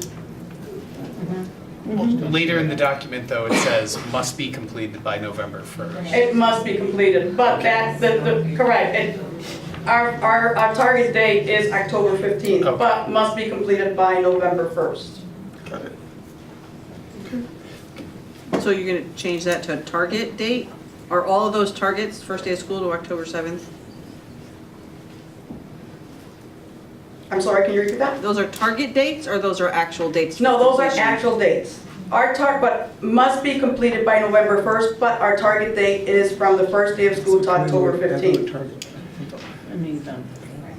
So the first day of school, if you look at page 4, the first day of school to October 7th, administrators meet with the evaluator to discuss data leading to SMART goals. October 7th, goal forms are submitted to the evaluator for review. So all this is still part of the goal setting. October 15th, SMART goals mutually agreed upon. Then we go into the mid-year check-in, okay? And the mid-year check-in is from January 15th to February 15th. And what happens during the mid-year conference is very important point in the year for addressing concerns and reviewing results in the first half of the year. And then part of that, you have the reflection and preparation, which is not on that chart, but all this, I'm giving you details of what is on that very succinct chart. Then you have your mid-year conference, and then you have what happens during the mid-year conference. So the reflection and preparation during the mid-year is the administrator and evaluator collect and reflect on evidence to date about the administrator's practice and students' learning in preparation for the check-in. During the conference, the administrator and evaluator complete at least one mid-year check-in conference during which they review progress on administrative practice goals, performance goals, climate goals, and student learning indicators, which are the SLIs to date. During the mid-year conference, the administrator and evaluator may agree to revise goals if necessary. They also discuss action that the administrator can take and support that the evaluator can provide to promote continued professional growth. So that's all part of the mid-year. Again, it might be different based on the chart that you have, but as I'm looking at the chart, the first 3 are part of the goal setting, okay? The January 15th to February 15th is part of your mid-year. And then the start of school to the June 1st mini observations, I will get back to that one. Right now, I'm going to continue with the end of the year. And the end of the year, the target date is May 1st, but must be completed no later than the last day of the school year. So what happens during the end of the school year? You have the administrator's self-assessment. You have the scoring, and you have the end of the year conference. So under the administrator's self-assessment, the administrator reviews all information, data collected during the year, and the CCL rubric, which is the Common Core of Leading. This self-reflection should focus on the areas for development established in the goal-setting conference or the mid-year adjustments, if there were any adjustments. During the scoring, the evaluator reviews submitted evidence, self-assessment, and observation data to generate category ratings. The category ratings combine to produce the final summative rating. After all data are available, the evaluator may adjust the summative rating if changes to the performance-related indicators significantly change the final rating. Such revisions should take place as soon as possible, but before September 15th. Again, this is a cycle and it's ongoing. The end of the year conference. The evaluator and the administrator meet to discuss all evidence collected to date and to discuss category ratings. Following the conference, the evaluator assigns a summative rating and generates a summary report of the evaluation between June 1st and August 15th. So going back to where it says start of school June 1st, and it says mini observations. So during this evaluation process and timeline, a minimum of 4 observations can be completed from the start of the school through June 1st. Face-to-face feedback must be provided within 3 school days or 72 hours of each mini observation if rated developing in any area. If an administrator is out of the district for this period of time, the face-to-face feedback must be completed within 2 school days, of the return to the district. If the timeline, and this is something new that we implemented to the teacher's evaluation this year, we also implemented this to the administrator's evaluation, that if the timeline feedback is not met, and this is on page 5, the administrator can invalidate the observation. The administrator must follow the process within 5 school days from the date of the feedback was due. And that is the process to invalidate is on page 5. Any questions before I move on to, yes? So I have two questions.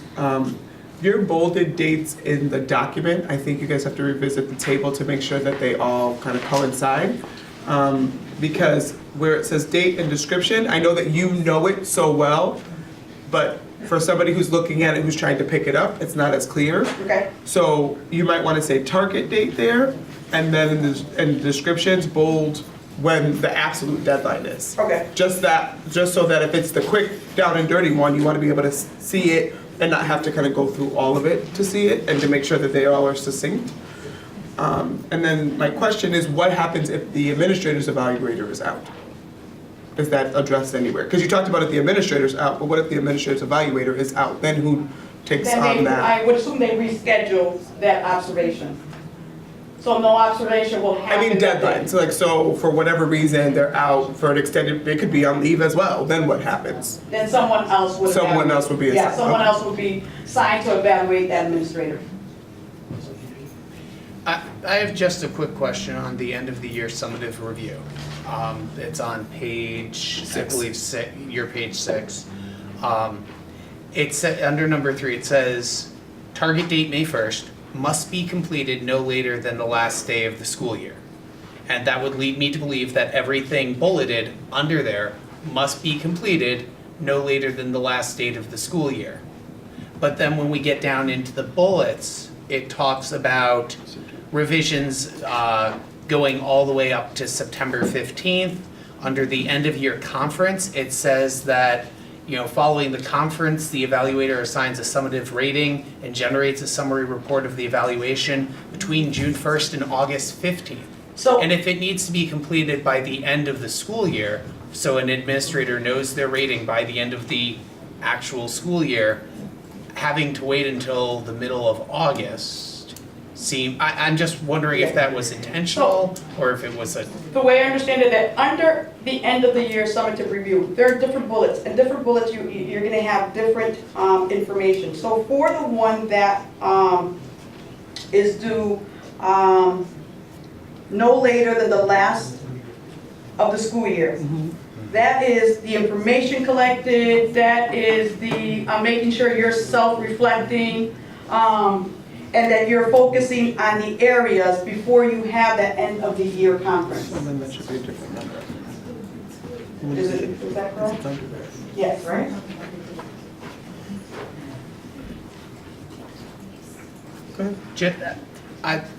Just to follow up on that, I would be, as a board member, I'd be hesitant to approve the document as it currently has things outlined, because as someone who, tends to be pretty good at reading things, I see there are a lot of potential for misinterpretation, or I could see someone arguing about this timeline if they were in a situation of getting a negative evaluation and they didn't get their evaluation, say, until a certain point, because it says very clearly in bolded text, must be completed no later than the end of the school year. So I think it has a lot of contradictory information that needs to be cleared up, just so that everyone really going through it can have a clear understanding of this document. I'm just worried about it creating possible confusion with how it's laid out. So what we can probably do is just take each bullet and define a date of when it's due. Similar to what you guys did with the other document. Yeah. Any? Can I just? Yes.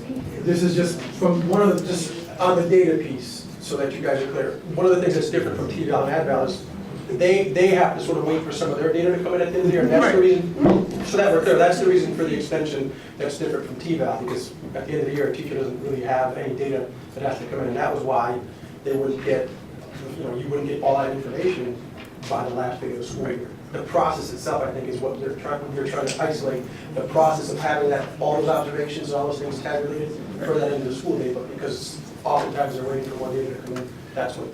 So just so you're clear, there's a difference. Right, which is why I think you should just separate it and have it its own, because then it makes that part No, we have the number it, because it's under the bullet. Put a name for each bullet, because it's still the end of the year, but there's different things that need, okay.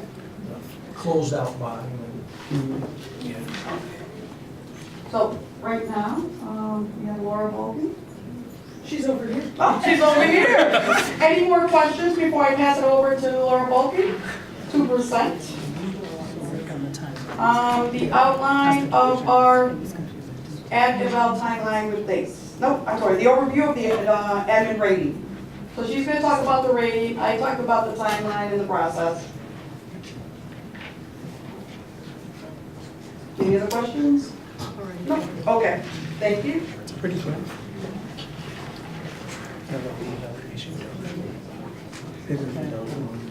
So they gave the math to the math girl. It's not surprising. I'm gonna ask Jeff to turn to page 8 because I love this graphic and I think it's pretty simple. And we can talk about I was saying it's pretty. the indicators in the graphic. Oh, and that color, that's the color too, which is a lot better than mine. It's in black and white. So I'm just going to quickly give an overview of the breakdown of the mathematics of the rating, where the full rating is coming from. And it is divided, you'll see in the graphic, you can see the 50% on each side. So 50% on your left side there, you'll see the performance outcomes. The performance outcomes related indicators, and so that's going to be 50% of an administrator rating, but it is broken down. So we have 25% is going to be made up of your district benchmarks and other assessments. Those will make 25% of that piece. And then your SPI, the school performance index, that's the piece from the state with all of those factors, that's 5%. The teacher effectiveness outcomes is going to be another 5%, and Cynthia is going to delve a little bit more deeply into that one and some of the rationale surrounding that, so I don't want to steal her thunder. And then climate culture is going to be another 15% there, and that's going to be your ISS, your OSS, those kinds of pieces. Okay, and then when you look at the right-hand side of that graphic, your leadership practice-related indicators, that's where you're going to see your observation of leader performance and practice, and certainly aligned to your CCL and your goals in your goal setting. And then your stakeholder feedback is going to be 10% of that piece. Okay, and so we'll do all of those calculations, that math, if you will, and then. And again, this is all mirroring the seed document. So I did ask Matt to give you one handout. It's got, it's two-sided, but it does seed on the front and then on the back, because I thought that would be helpful for you to see the alignment between the teacher eval and the admin eval. And I don't want to read it to you, but you have it there in front of you, so you can see where even the percentages are mirroring each other. And I think that that's important. And then if you look at the next page, Jeff, thank you for scrolling for me to page 9. At the top of page 9, you'll see where those calculations occur. So if your final evaluation score is between 86 and 100, that's substantially exceeding the indicators of performance. That's going to give you your exemplary rating. 71 to 85 is meeting, that's proficient, and then 60 to 70, that smallest window there, is developing, and 59 or below is not meeting, and that would be below standard.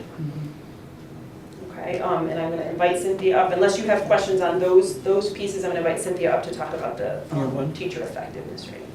I just have one quick question through the chair to you.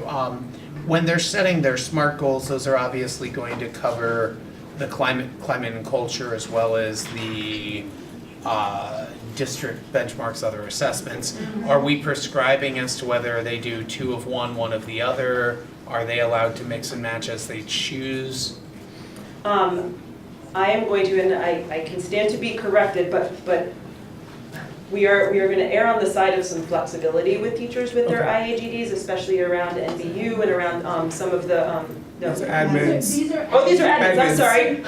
I'm thinking TVAL. To the district's 5-year plan in terms of those priorities like OSS, ISS, and the benchmark Academic data achievement. in terms of the NWEA And those benchmark. indicators and all the work that we're doing with engaging school. So the administrators of SLIs are pretty much set with no wiggle room. And then this year, what is different is the school performance index that we've never used.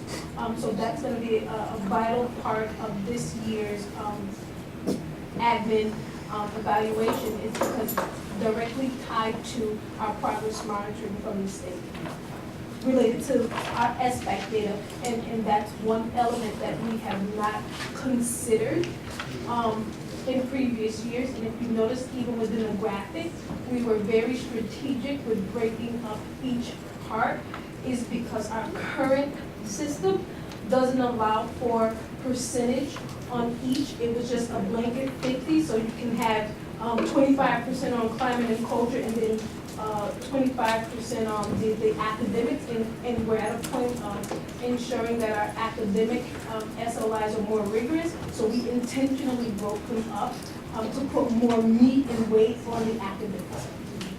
And that SPI is a growth model. So that school performance index is about growth. So while we want to make sure that we have rigorous SMART goals for each and every building, that SPI is really about celebrating all of those successes that happen that kind of get lost in the shuffle.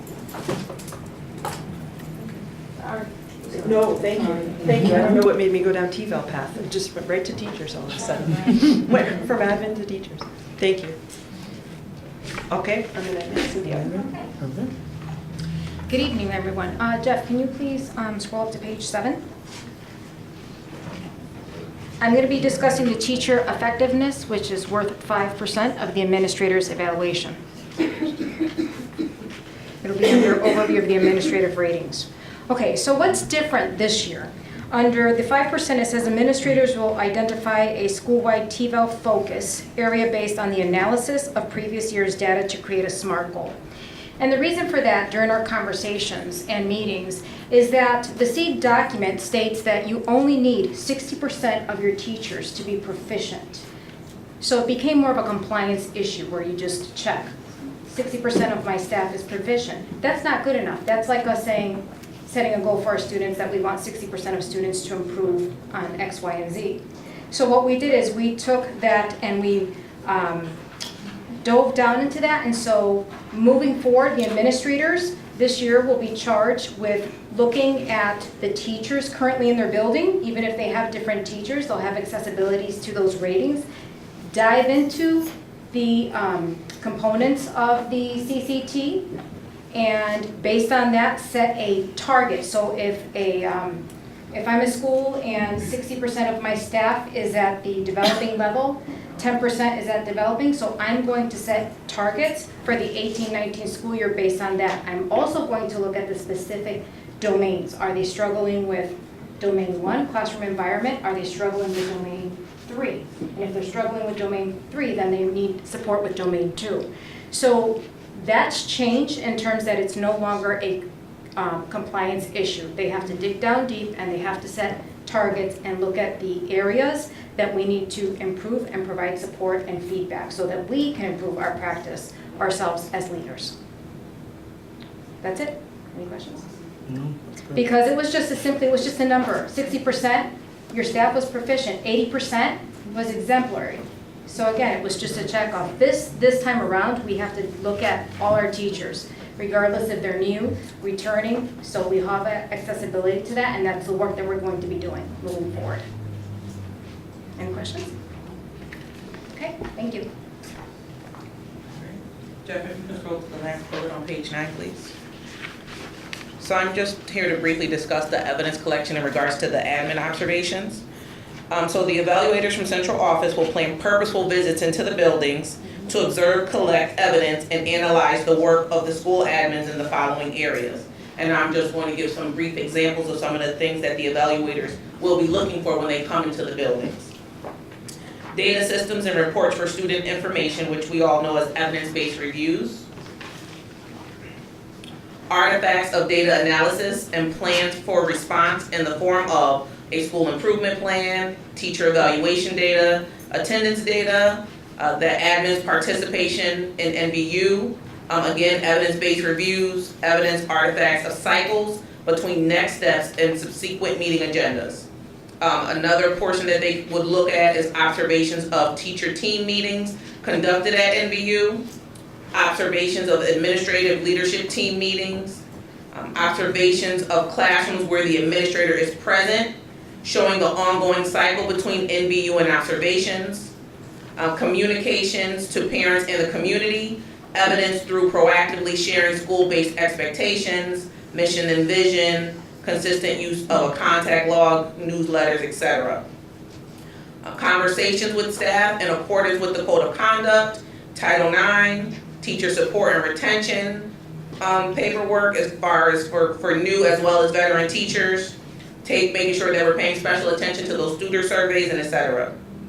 They can also be looking and observing conversations with students, an open display of recognizing the positive behaviors that students are exhibiting, acknowledging when students are respectful, collaborative, and also making sure the admin are having ethical conversations with those students, as well as conversations with families which are respectful, collaborative, and ethical, and finally, presentations at Board of Education meetings, what a coincidence, community resource centers, and parent groups. The sources above are noted as evidence which were selected. They can provide great insight into the admin performance and allow opportunities for meaningful feedback and professional dialogue between the administrator and their evaluator. Also, a performance level rating will be assigned when these tasks are observed, and it will be given in alignment with the Common Core of Leading, the CCL, rubric of 2017. The levels are exemplary, proficient, developing, and below standard. The evidence list that I discussed is a guide and a set of examples. It is not a checklist. It simply serves as an aid during this transformational phase. If there are no questions at this time, I'll turn it over to Meg Shea to discuss the appendix and the further details at the end. Very clear, thank you. Thank you. You guys are related. On point. No, we just have this, that's all. What kind of a life? Thank you, Jeff. So the appendix is pretty robust, and starting with Appendix A, we included our administrator rubrics. Domain 1, instructional leadership. Domain 2, talent management. Domain 3, organizational systems. And Domain 4, culture and climate. Our committee spent a great deal of time at the table refining and editing to make certain our rubric is a fair measure of what leaders in our district are expected to do, especially in this age of transformation that we are in. So Jeff is scrolling through those.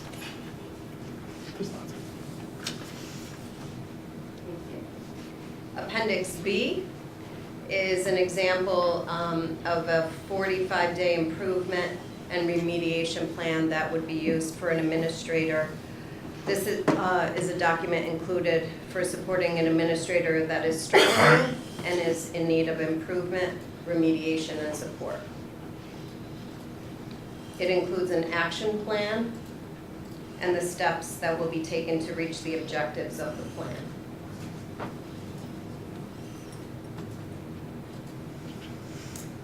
And Appendix C is the SEED handbook, which is approximately 70 pages of pure fun. Actually, the SEED handbook is the Connecticut system for educator evaluation and development. It really is an important document for both evaluators and educators in our district. And we have included that as well, which I think is really important. It includes both examples of slow development, at-a-glance rubrics for teachers, IAGD samples, strategies for using the CCL, and helping administrators with any questions that they may have. So that's the appendix. Any questions?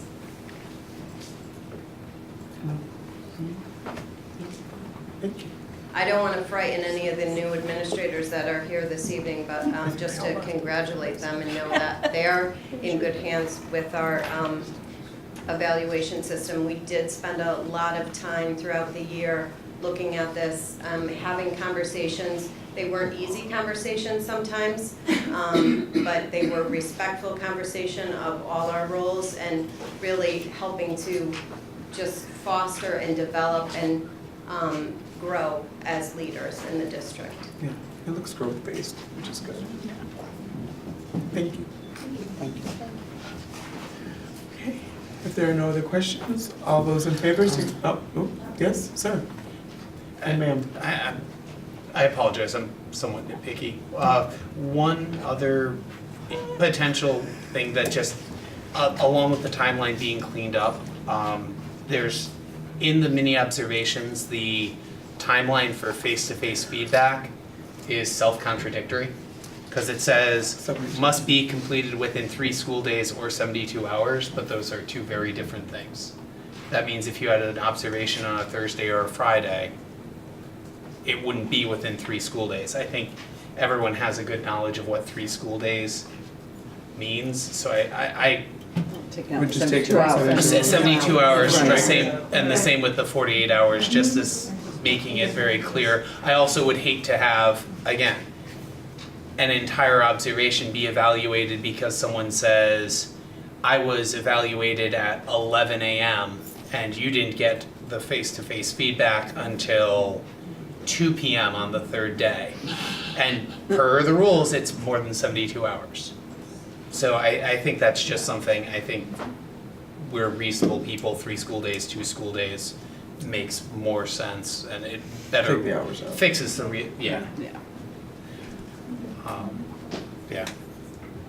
And I just don't know if we want to try to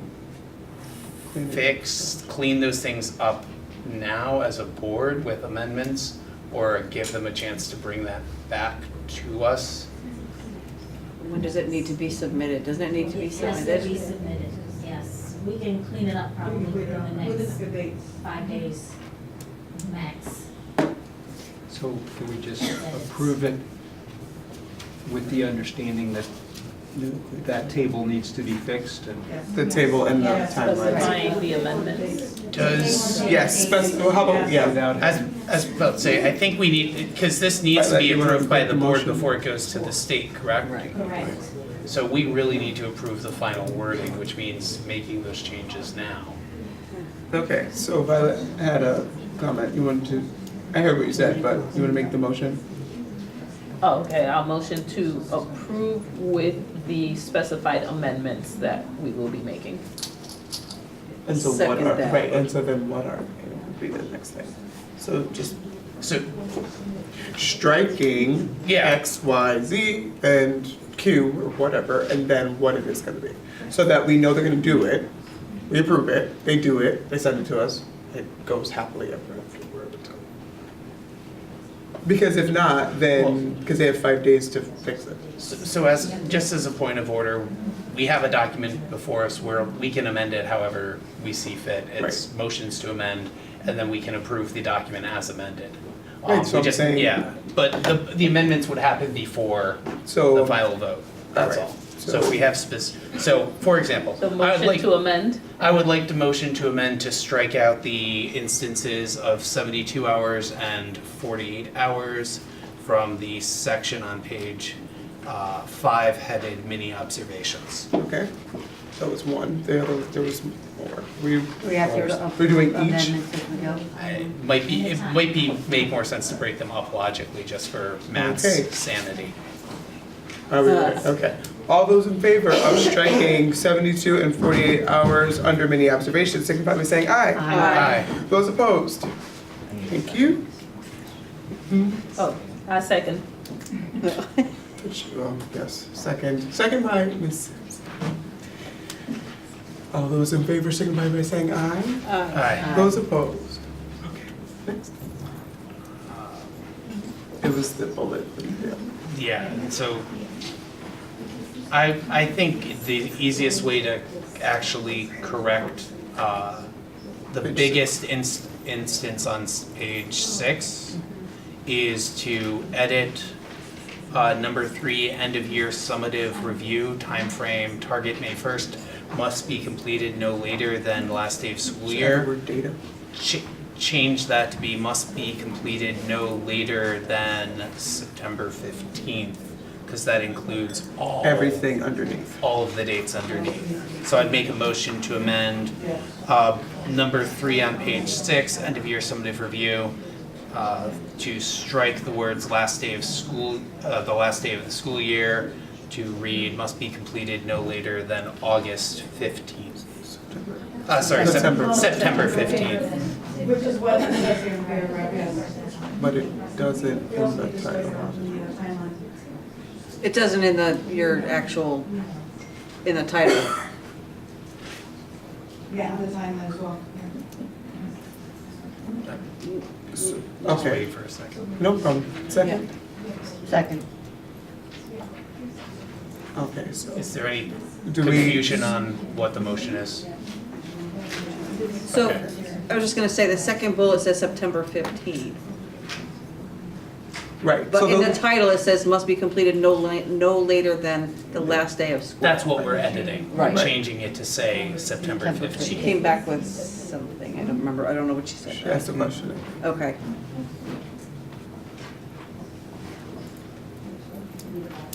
So the issue is, and my suggestion would be to say data must be collected by the last day of school, because you're looking at, that particular sentence is talking about data, and then the other bullet underneath is talking about what you do with the data. So you could either, if you choose, we could take that last paragraph out that says the 15th and make it separate, or you could change that date. So I think you might, I propose that you just take that. Take the one that says, this one right here, The end of year. that scoring the It's also evaluator. this one here, That's August 15th, which is after the. September 15th. After the We're just end of make the them all school year. separate, and then you don't have to change them. Because, I mean, I think their concern is that then when you're not telling people in the database we do, then you still have to change all the dates inside, Well, then I'll, because there's no dates there. I think that's very simple to correct by putting the date of the last day of the school year under So you're gonna add that the as the next first amendment? bullet, yeah. Okay. And then everything will be consistent throughout, I think. Okay. So the motion is to. Now they have a question. I know with the NWEA scores, those are like readily available right away, but if we're moving more towards using the SBAC to guide our thinking, SBAC scores you usually don't get in until end of June, if you're lucky, usually. Okay, so here's August. Okay, so More like July.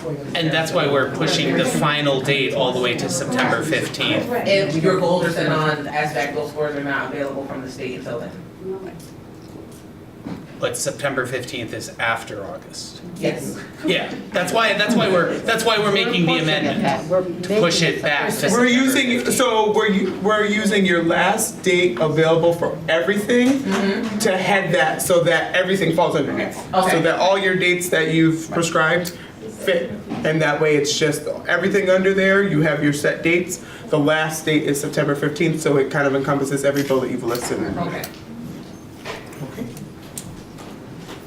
Okay, all those in favor of, can you restate that again, please? It'd be amending number 3 on page 6 to have the last sentence of number 3 read, must be completed no later than September 15th. Okay.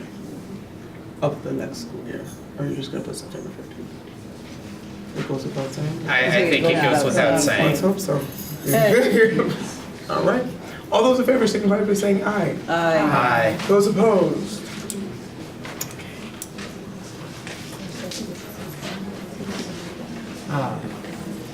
So if we're saying we don't need to really have anything there, because they're saying the data collection may not happen until. Correct, we can't put the. We So we can't can't put put that that school one. year, that's fine.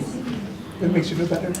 Well, because the data doesn't come in. Right, and then you're holding people accountable for stuff they don't have access to. And then I would also like to amend, I'd like to make a motion to amend on page 4.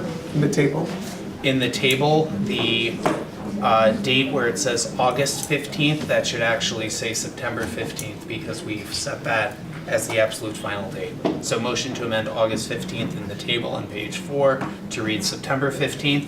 Second. All those in favor signify by saying aye. Aye. Those opposed? Okay. And there had been one last question you had actually raised about the timeline for goal setting. Right. October. Right, so the deadline date, so your deadline date is no later than November, and your date listed in your table is October 15th. So, I mean, since all the other ones are the no later than dates, then I would say that that one should be your no later than date as well. So by October 15th, no later than November 1st. Right, well, what, is it November 1st, what date is it? November 1st. Right. So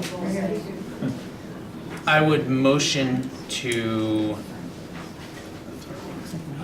I was about to say, I would motion to add in two cells below October 15th, SMART goals mutually agreed upon, to read November 1st. And then the wording. And then the wording from the bottom, which is, I believe, goal setting must be completed.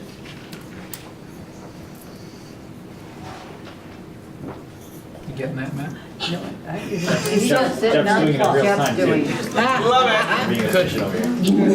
Very efficient, we like. I believe that motion And needs a second. Second. Okay. All those in favor signify by saying aye. Aye. Those opposed? All right. I don't think there's anything else, is there? I had nothing else I caught. Anyone else is willing to take a whack at it? Your motion, If your you original didn't motion catch was it, anything Nick. that had hours associated with it, turn it, if it was 24 hours, one day, Right, to strike correct? those, yes. To strike those. One school. Was it just one section? It was one specific section that I had Lost my seen. spot. Okay. I don't know if there's And any. that was There was another one. There's another one somewhere. That said 24 hours. One that says anytime where there Yeah. hours be converted into school days. Right, That's what we have searched for. 24 hours. Oh, prior to- that's, right. is that for the submitting? This, Because I only see this article should be uploaded 24 hours prior to your meeting, so the one school day before? No. Well, I think that one kind of. Because if it's a Monday and they upload it on a Sunday, you'd send Friday. Yeah, I think that one actually is okay. I was Yeah, I just think that one's scanning for actually hours. fine with 24 hours, yeah. Because that's just saying you can't, you have to have your stuff uploaded before the meeting. Right. All right.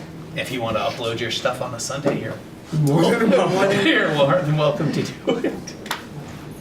Okay. It's difficult to review a document like On the spot. on the spot, the day that you're supposed to approve it. Yeah, that's the only instance. 24 hours. A for search.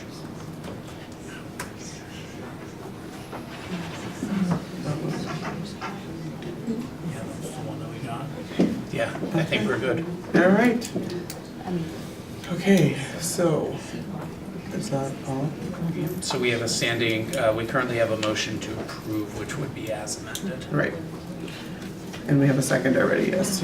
Okay, so all those in favor of approving the document as amended signify by saying aye. Aye. Those opposed?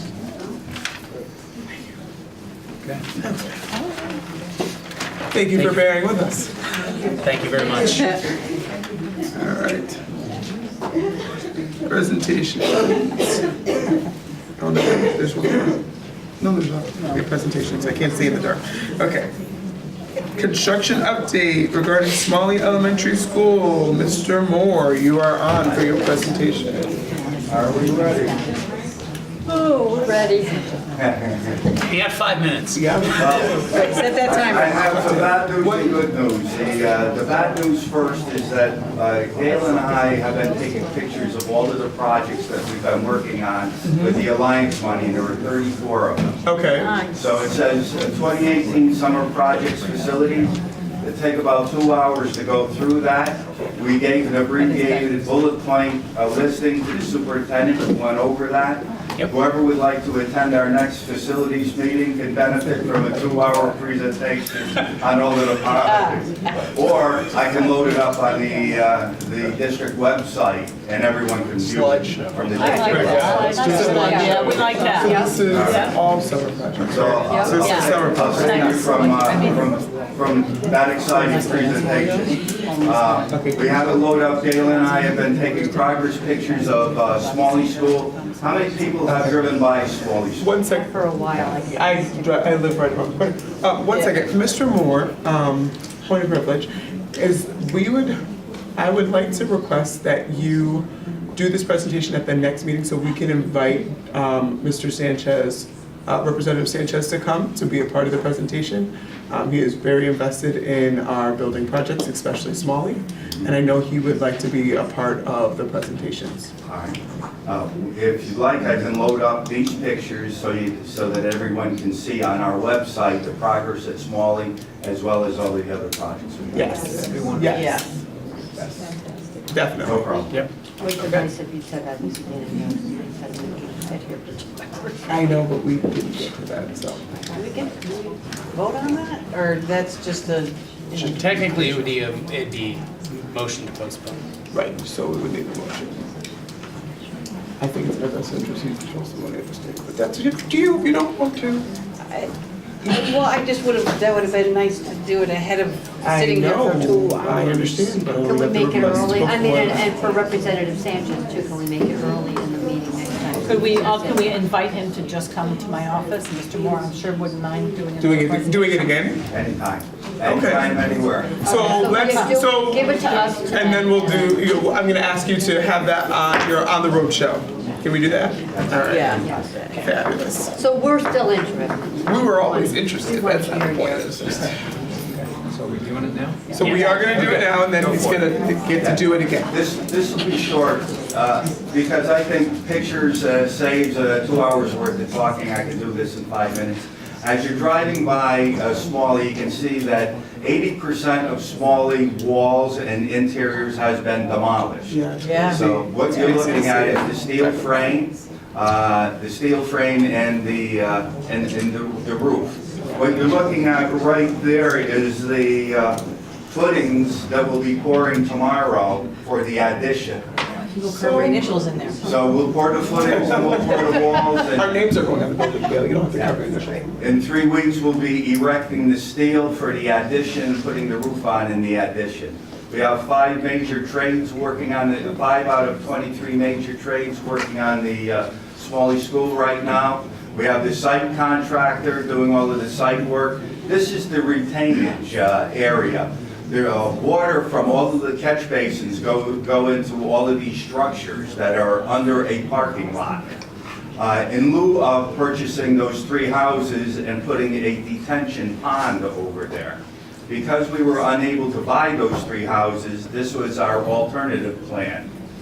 So we never purchased those 3 houses on Atwater Street. We ended up putting a detention field in there. The reason why we didn't purchase it is because we received the funding so late from the state, the reimbursement when they approved the budget.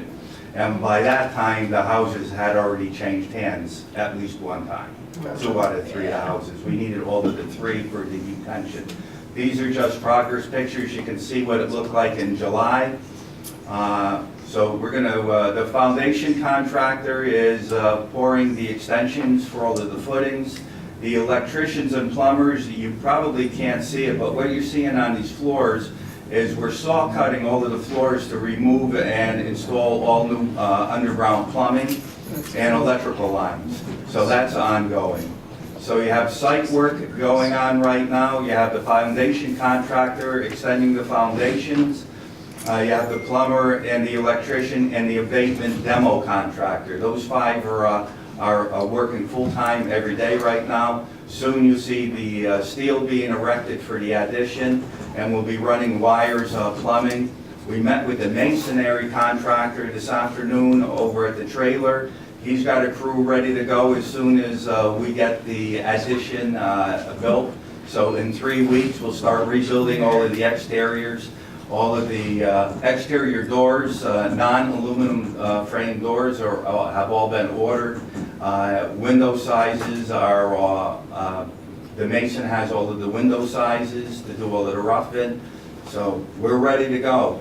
Just to give you an idea of the time schedule, this is not even the end of August yet. When we started Gaffney School 3 years ago, we didn't start any work at Gaffney School until the day after 4th of July. You know, so this is 6 weeks into the summer, and it's already all demolished. So that gives you an idea of where we are on the schedule. So barring any unforeseen issues, I am comfortable, and there's always a disclaimer that something can happen, that we'll be in good shape to move Smalley back into this school at the end of 2019 school year. Awesome. Oh, that's kind of sad. That's a sad picture. Yeah, you see, Where they took the Smalley. as you know, the front of the school is being moved from Talcott over to West. West Street entrance is all demolished over on that side as well. You'll have a brand new, that's the west, this is going to be the new entrance over here. We're just getting, we're preparing. Sometimes you have to go backwards in construction and go forwards. It's going to look gorgeous when it's all done. I think you've all seen a flyover a couple of times. We'll bring that back so that you can see that we went from here to where we'll be in about 8 more months, another year. We'll be moving Smalley back in there. Another year they'll be in there, I hope. They'll be moving. If everything goes well, we'll be moving Smalley. Moved. And at some point, we need to start a dialogue. What are we going to do with PJP, and will we start another school renovation project? You know, I'm always a proponent that there are 5 schools in the district that were built in the 50s, and nothing has been done in those 5 schools. So, do we still want to use PJP as swing space? Because we do not have enough room in any of our schools to move any of our elementary schools into. So we would still need some swing space somewhere. And if we do want to start another renovation project, which one would it be, and will the city fund a renovation project? That sounds like a conversation that has to happen sooner rather than later, Mr. Moore. We're a year, the application for a new school building project with funding, deadline would be June 30th, 2019. When Smalley School, just to give you a history of school construction in the state of Connecticut, when Smalley School was approved by the legislature in 2016, we had 45 projects that were approved that year. And legislative session of 2017, there were 10. There were just 3 projects approved recently. So school construction in the state of Connecticut is almost going to be non-existent. So you're going to see a lot of struggling in those trades with any school construction projects in the near future. So that's one area that I would keep a focus on. School construction, there's only 3 projects and they're not going to happen simultaneously because they're all in Hartford. That's the end of my presentation. You're welcome to come to the Finance and Facilities meeting. We have one this week, yes? They're usually, I was gonna say, yeah, I'll there's make next those. Tuesday. We have the bash. So is it gonna be Monday? Monday? Monday or Wednesday? Yeah. Oh, Saturday morning. All right. We're here Monday for another presentation, right? Next week? Yes, Monday night is curriculum. So it could be We have, after actually, our partners from Engaging Schools coming. We're all supposed to be here, right? We're all invited. Yep.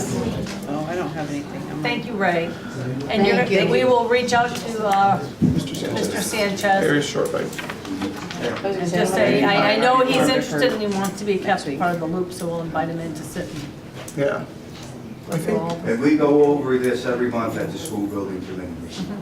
So if he doesn't come to school building, Can you include him, just send out a special invitation to him if you'd like to attend also our building committee meeting? So the next monthly one? So that could be next Wednesday? Maybe, yep. No, it could be this Wednesday. This Wednesday. This Wednesday. That's gonna be. So I'll try and contact him tomorrow. That's fine. Oh, okay. And if not, we can set something up. Yeah. Right. And if he can't do that, we'll go. That or facilities meetings going forward, but yeah, another way to incorporate. Right, and it really was, I was more of they sat here for. I agree. I get it. That's how I know. I get it. We talked about it. I just thought that we Yeah. never talked to him, so. Oh. We did talk about it beforehand. Just didn't Should have talk to. Sanchez yesterday. I told him what, that it was To come, yeah. 24 hours. All right, I don't know. The last thing. There's nothing to be submitted to the state, right, for this? No, we're good right now. Oh, y'all gonna postpone me till next week? Data highlights. Matt said you were gonna postpone me until next week. Oh, I was motioning to adjourn. Oh, No, I'm just that's up kidding. to superintendent, you know? But I will make it as painless as possible. I'm doing our end of the year data results. So when Matt pulls it up, I will get started, and thank you for having me.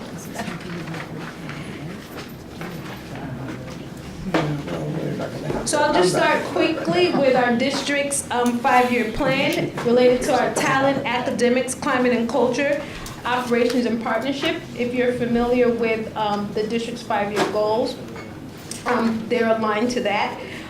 Instructional leadership this year was our core focus, focusing on domain 1-1, which spoke a lot to mission, vision, and establishing the expectations in your school, and continuous improvement, which focused a lot on our ability to analyze instruction. I'm on number 2 already, Matt.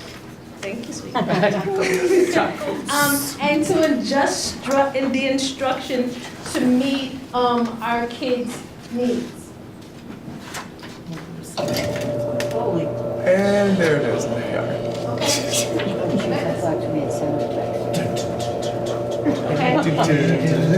So when we go through our data,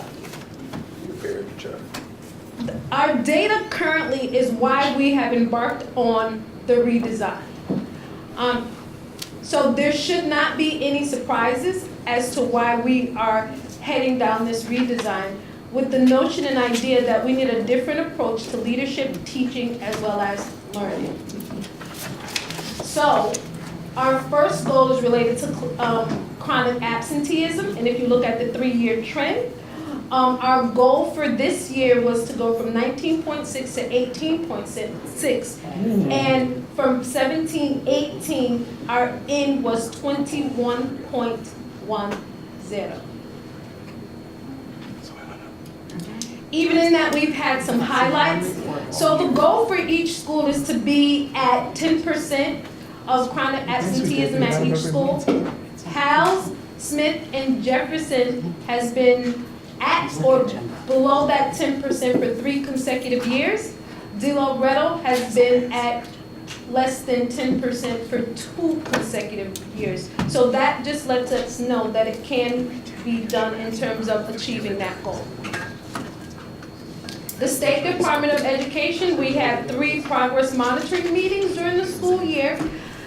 For our focus schools, are the data points that the state focuses on. So for the same year, from 2016 to 2017, our overall chronic absenteeism has increased. 5 of our 7 focus schools has increased over since last 2016-2017, and New Britain High School had a chronic absenteeism rate of 2.9% increase higher this school year compared to last school year. So our math data, this is K-5 NWEA. Typically we look at data from spring to spring. Looking at our spring to spring scores, we did not make our spring outcome goal by 1.8 percentage points, which is different than 1.8%. However, when we look at our data from fall to spring, we have made some increases, if that makes sense. Makes sense? Okay. When we look at our SBAC math scores, our goal was to increase by 10 percentage points from 13.1 to 14.1.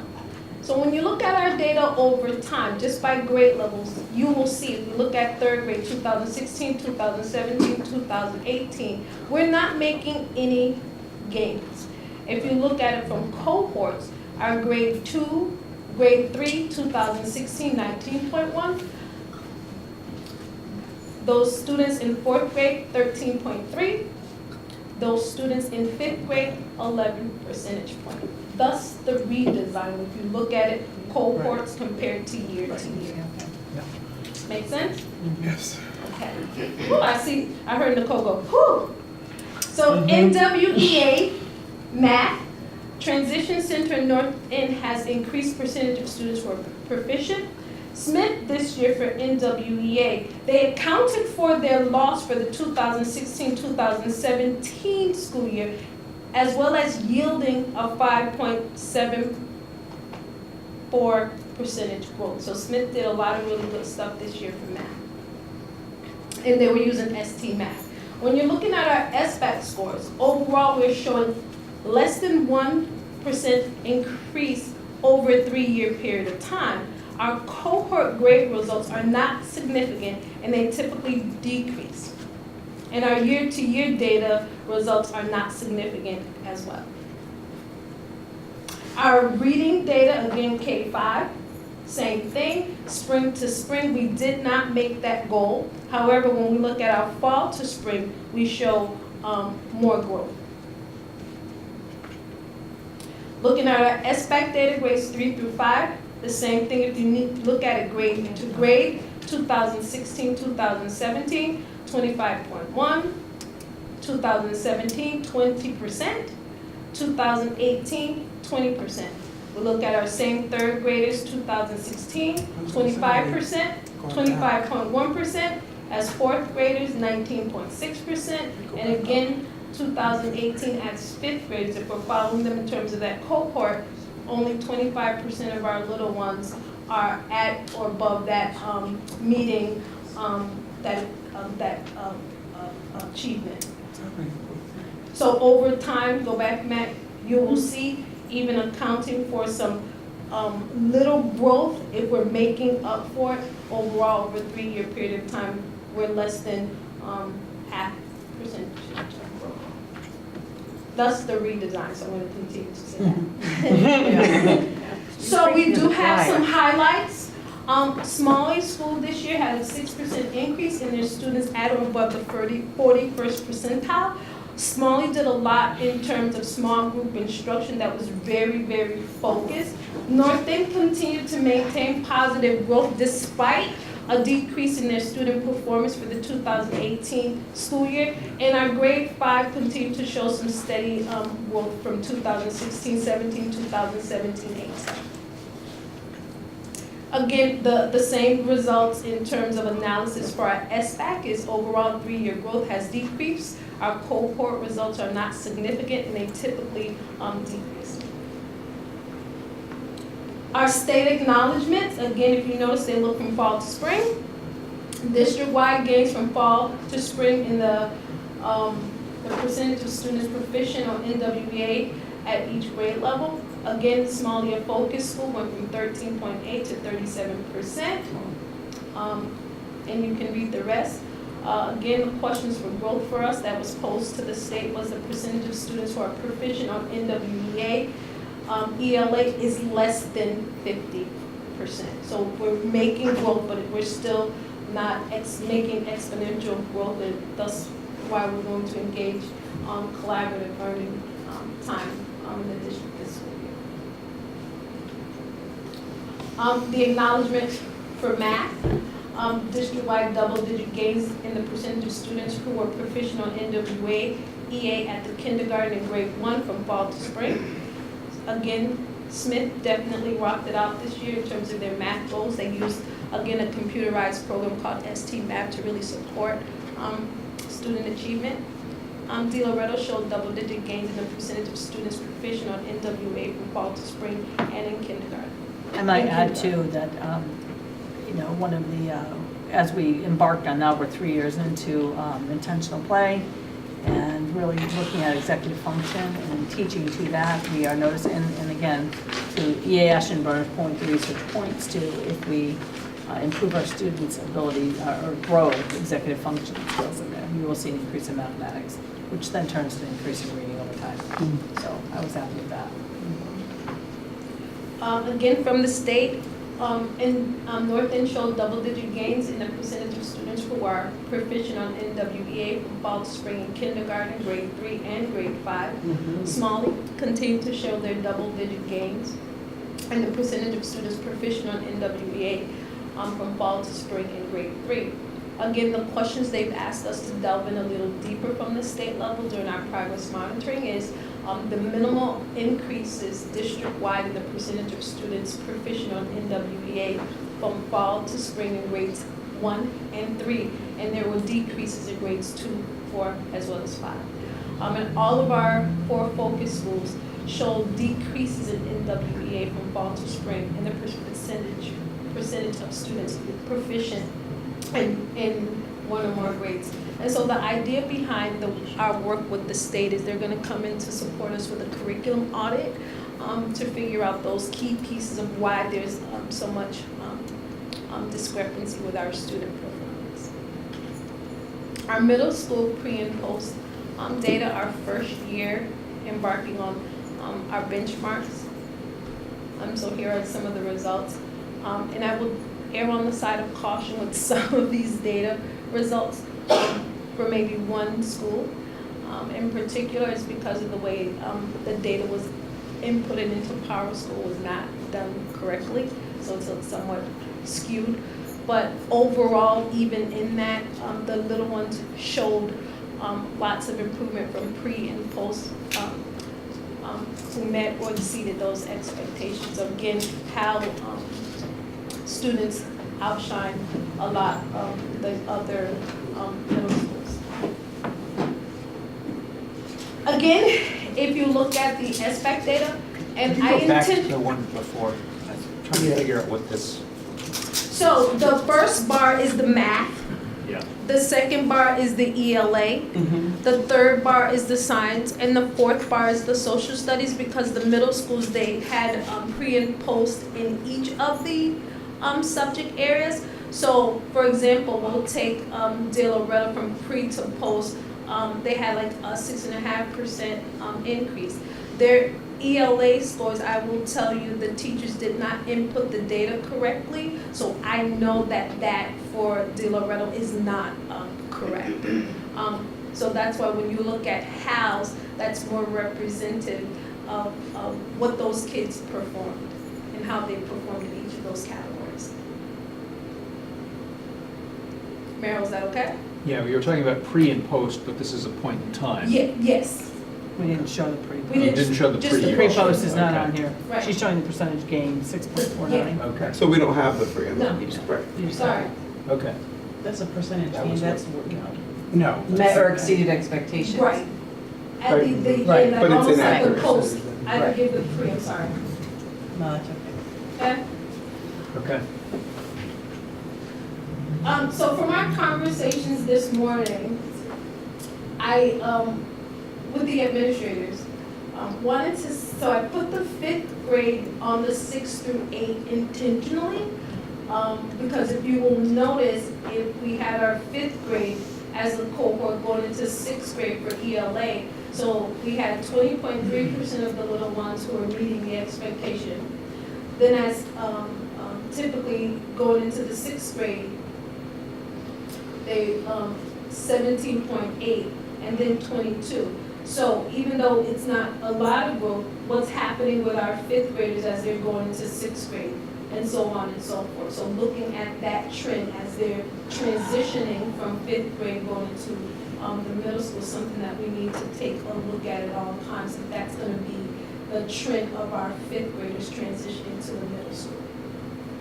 So I just put that there to highlight as a note for us to continue to look at our kids holistically. Yes. Well, also, if you look at the ELA, all cohorts really dipped except Correct. for one in 217. Correct. And so Nick, one of the things that we have, and I think it goes to the next slide, I believe, in some of those acknowledgments along the way with the recognition of what's happening to our data. So go to the next slide. Oh, I'm sorry, the high school data. Just keep going, then we can go back to that. So this is where we know we need to get better with as a district, is disaggregating the data based on the subgroup, so we can really start to tell the story of what's happening. Engage in continuous analysis of data to identify our root causes related to teacher practice, and then start triangulating the data. So example, knowing Smalley and what happened at Smalley, I can say to you, I know one of the root causes that caused them to make so much gain is because they had a concentrated effort on guided reading. When you went into Smalley, you went into all the classes, you would see the teachers and the kids in guided reading. You saw Andrea and you saw Elsa engaging their staff during their team meetings and what's happening in your small group time. Their feedback was based on what was happening in your small group. As a result, their scores go up. We don't do that systematically in this district, where you can pinpoint what's happening in a building to say, this is the strategy that is causing this achievement to happen. So we need to get better with that. The other thing that we need to get better with when looking at our data is to identify patterns and trends. We typically just look at the data. This is 2017, 2018 data, but what happened the years prior to make sound decisions? And we're moving towards that. We have typically just looked at that one holistic data point. Now we need to start teasing down what's going on with our students receiving special education services. What's going on with our EL learners? Not just on a benchmark, but the day-to-day, which is what we're going to talk about during our collaborative time. What's going on with our young men of color? What's going on with our young women in our schools? And so we have that capacity to pull many different types of data that we have to start. Now, not all of the data is what's most pertinent, because we have a lot of data in this district. It's how we're using it to inform instruction at the school, like Smalley has done this school. So if Matt wants to just quickly go back, just to high school data. So, the high school data, the goal on our plan was to increase the percentage of grades 9 through 12 students who can earn credits in math courses from 78.5 to 81.64. If you look at it over time, that should be like a yellow, because right now we're at 79.2, 27%. So also with the high school data, we've had a conversation, superintendent, myself, and John Taylor. And this is one of the things the state said to us is, what are your reporting mechanism and metrics for high school? And so we are delving deeper into what will we use to support teacher practice and gathering the data we need for our high school students. It's a little bit easier for us K-8, but when we get into high school, because there's so many moving parts, we are working on solidifying those data matrices that we're going to collect for the high school to make them more meaningful, because math is important, but it's not the only subject that is critical to our kids' overall achievement. I'm just going to add too. So that's over a 2-year plan. For this year, we're going to do, and I know all the departments do have benchmark assessments. It's not that they don't, but they've never really put them in the Power School system, so we're not able to track that. It's not that they don't have them, we just don't know them. That's the first point. The second was, and that's working with MIS, how quickly can we get this up and running without blowing up? So talking to Mr. Pierce and saying, well, what's reasonable for year 1 to put in, and what's reasonable by the end of next year. Our next data set that's on our 5-year plan is our climate and culture, and reducing OSS and ISS. Go back, Matt. And our goal was to reduce instances of OSS from 1,333 to 1,200. Our spring was 1,232. So we're on a really good track with our OSS and ISS. So if you go to the next, you will see from 15, 16, we were at like 1,700 and 1,300. Now we're at 1,232. So that's on a steady decline, which is a good thing district-wide. Delving into that a little bit more, you'll see the decrease from 16, 17, 17 to 18. The percentage of our K-2 students who were suspended, and we know there's a law around that. 16, 17, we had 71. This year, we only had 12. Reduced the number of students expelled by 10 across the district. 2017, 2016, 2017, we had 22. This school year, we had 17. Go back. He was like, oh, you're done. And Reduce the percentage of students with 1 or more OSS or ISS infractions from 11.6 to 10.6. And unofficially, we've made that because it's reported now at 10.8. Some acknowledgements. Again, the suspension rate at Smalley went down as one of our focus schools. The district, again, is decreasing our instances of OSS as well as ISS. Against 3 of our focus schools for the district, North End, Slade, and Britain High School, has shown an increase in year to date suspensions.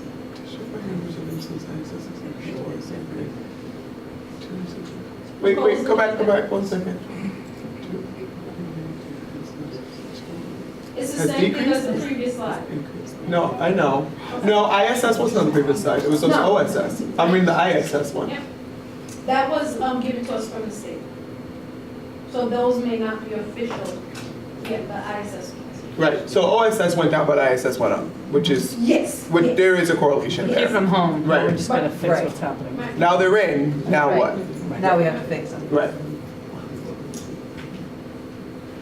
So our next steps, where do we go from here? This is why we're partnering with Engaging Schools to establish a pre-K-12 structure for school discipline, school-wide climate and culture, and to build our leadership capacity in terms of the next steps for our redesign. And so next week at Curriculum Committee, we've invited the partners to come in. And really the high school has spearheaded the work. They worked all summer with the partners, have put in some really great structures. Actually, Ms. Major, Mr. Pierce, and the whole team was at OIC this past week for a meeting. They had 2 sessions, and they came to show what they were. And it's around having high expectations in the building, but being explicit with them. And again, we have spots of that in our district, but it's not consistent.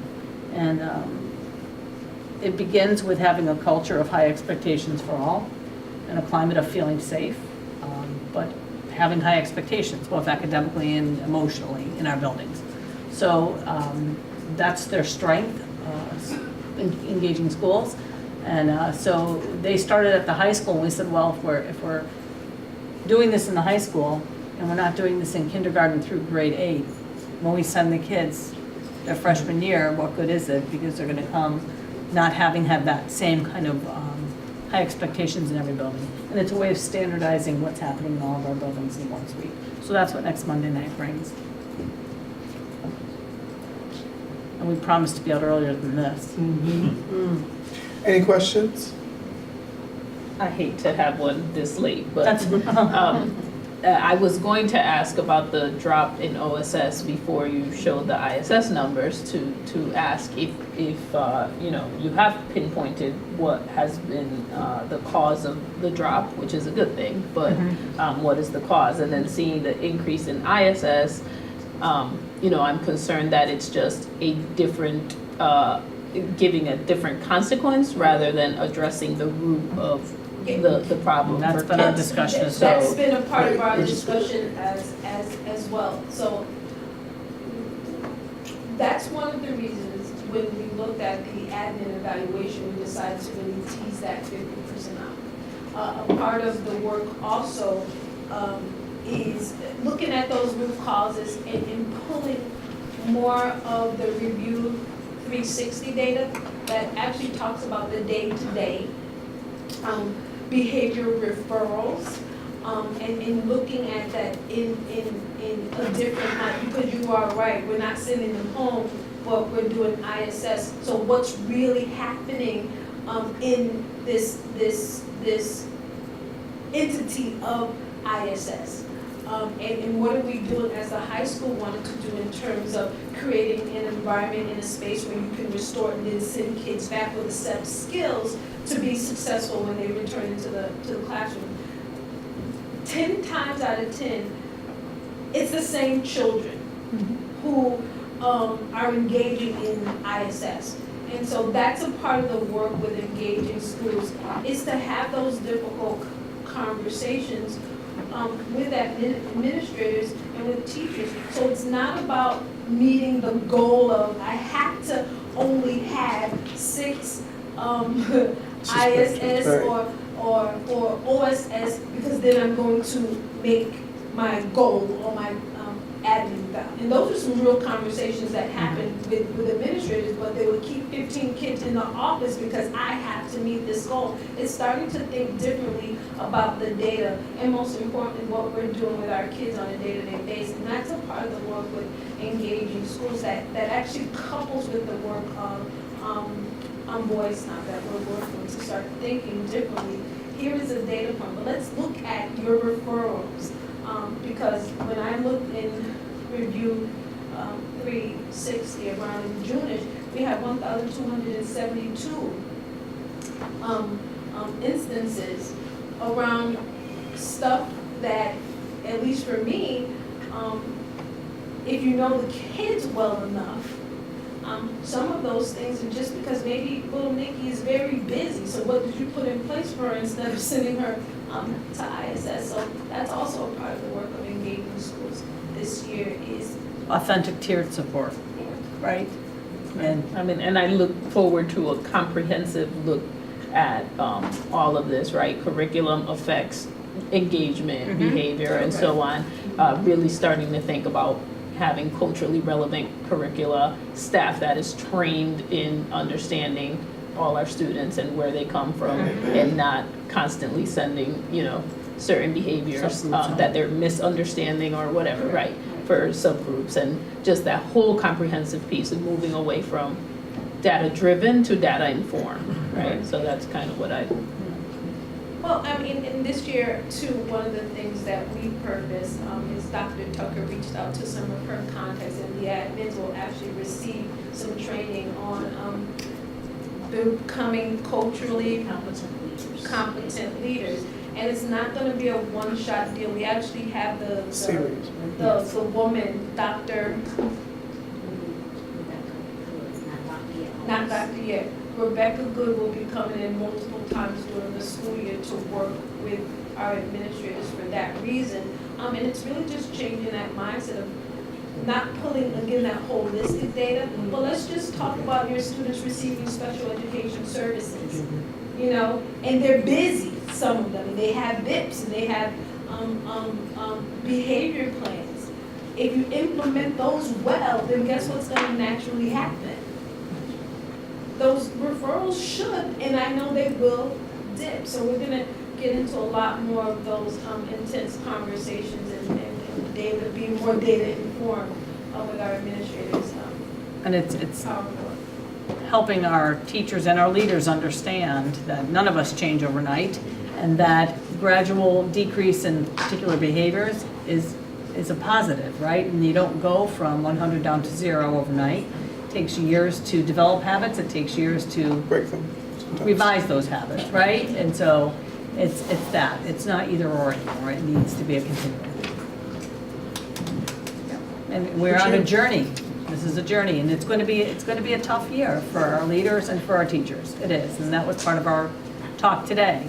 There's a lot of courage that has to happen with honest conversations. So,